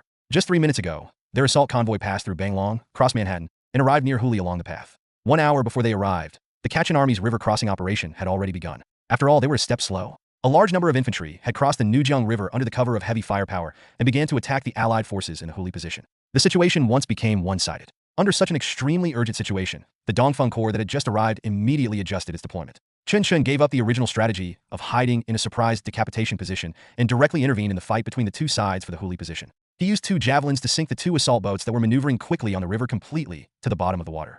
I have to say that the javelin is not very effective at hitting tanks and helicopters, but if it is used to hit targets like surface assault boats that look fast but are actually incredibly slow, it can really hit them with every hit. The 2 javelins succeeded without any suspense, and the offensive of the Kachin army slowed down as it lost the strongest firepower support on the water. This gave the Dongfeng Corps the opportunity to join the battlefield. Under the cover of the Allied Forces 2nd Company and Guards Platoon, 2 groups of the Dongfeng Corps successfully entered the position with the private soldiers of the 7th Brigade. Immediately afterwards, the battle entered a white-hot stage. The significance of an elite force is definitely not as simple as being able to shoot more accurately than ordinary soldiers. Higher firing efficiency, more accurate value judgment, and more sophisticated resource control allowed this team of only 18 people to quickly regain some advantages from the Kachin army. With the cooperation of the advanced line-filling infantry of the 7th Brigade, the originally precarious Huli position was actually stabilized. However, the crisis is far from over.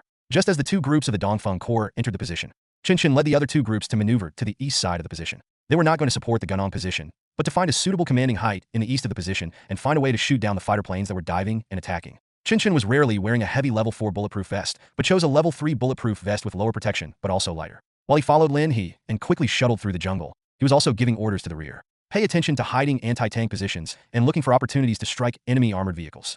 The M1's armor is very fragile. You don't need to worry too much about the firing angle. Just hit it. Clear. Yang Shu's reply came from the other end of the radio, and then the reconnaissance team continued to report. Enemy planes are flying towards the convoy, and the convoy is about to be attacked from the air.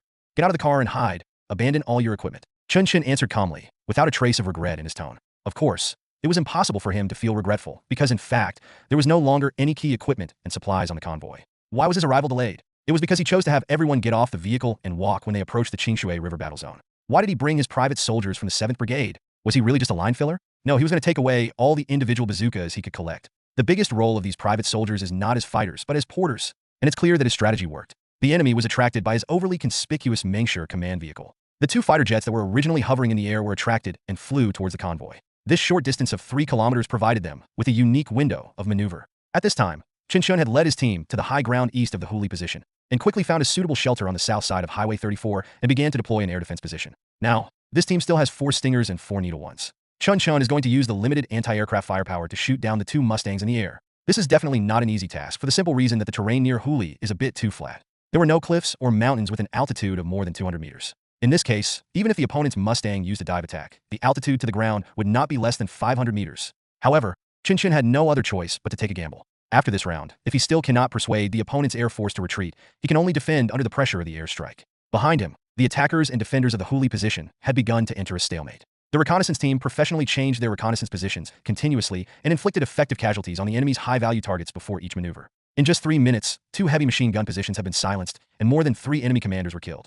This undoubtedly greatly reduced the defensive pressure on the Huli position. While the other side of the river fell into chaos, the Kachin army that had already crossed the river also fell into confusion. They could clearly feel that the supporting fire from behind was weakening, and they could also clearly feel that the bullets fired at them were becoming more and more deadly. The bullets that were originally flying in the sky had now lowered their altitude. The first round of charge they organized according to the predetermined plan was easily repelled. What was even more terrible was that even during the retreat, the bullets chasing them never stopped. The bullets, like locusts, bit their backs tightly, leaving more than a dozen Kachin militiamen on the riverbank forever. When they retreated back to the river beach they had captured earlier, and to the riverbank behind which there were shelters with different heights, they suddenly discovered that more than 300 militiamen had crowded on this narrow river beach. The atmosphere of danger instantly spread, and they suddenly realized that this was definitely not a safe place. If a mortar shell falls at this moment, the casualties it causes will be a horrifying number. Almost instantly, the commander who had already crossed the river discovered the problem. He shouted at the top of his lungs to retreat, but the situation on the battlefield changed rapidly. By the time he discovered the problem, the reconnaissance team, which had always occupied the commanding heights, had already discovered the problem. While Chen Chen was nervously installing batteries and cooling units on the Stinger missile launcher, the reconnaissance team's report came through his headphones again. We have spotted the enemy's infantry crossing the river and gathering on the beach. We can use grenades and mortars to attack them. Before Chen Chen could answer, Li Bang, the leader of Group 1 and 2, responded immediately. Through the gaps between the trees, Chen Chen saw a series of sparks exploding rapidly on the riverbank. It was obvious that Li Bang's MM-1 had opened fire. This grenade launcher is not very powerful in large-scale battles, and its ammunition capacity is pitifully small, but with the Kachin army crowded on the riverbank, this round of grenade strikes can be said to have yielded unexpected huge results. Everyone began to flee for their lives. At this moment, the true combat qualities of the Kachin army were finally revealed. Advertisement, the disguise of organization and probability under the equipment advantage was completely torn apart, and the frontline commanders began to lose control over the soldiers. Although they were still fighting, they were definitely not fighting in the way the commanders wanted to see. Those soldiers blindly and instinctively ran towards the woods by the river where there was cover, but the direction they were fleeing was completely opposite to the direction they were supposed to attack. This also led to the loss of their best chance to establish a beachhead. The Allied forces, which had been forced to withdraw from their positions, returned to the trenches under the leadership of Li Bang. Relying on their numerical advantage, they completed a round of clearing out the few Kachin soldiers who had not had time to retreat. The AA-12 in Li Bang's hand once again played a miraculous role. He was wearing heavy armor and holding a burst shotgun in his hand. He stood in front like an armored warrior and swept all the Kachin soldiers who tried to resist to the ground. There are bulletproof vests on the other side, and the wearing rate is quite high. Li Bang shouted on the radio, but at this time, Chen Chen no longer had the energy to pay attention to this little problem. Because when he finally completed the battery installation and was about to install the cooling unit, the reconnaissance team had already issued a final warning. Enemy planes fly back. Take cover. Location: 20 degrees east by north. Without time to think, Chen Chen quickly installed the cooling unit and threw away the launch tube cover. He hesitated for a moment whether to install the friend or foe identification module, but then realized that it was not necessary at all. Unfold the sight.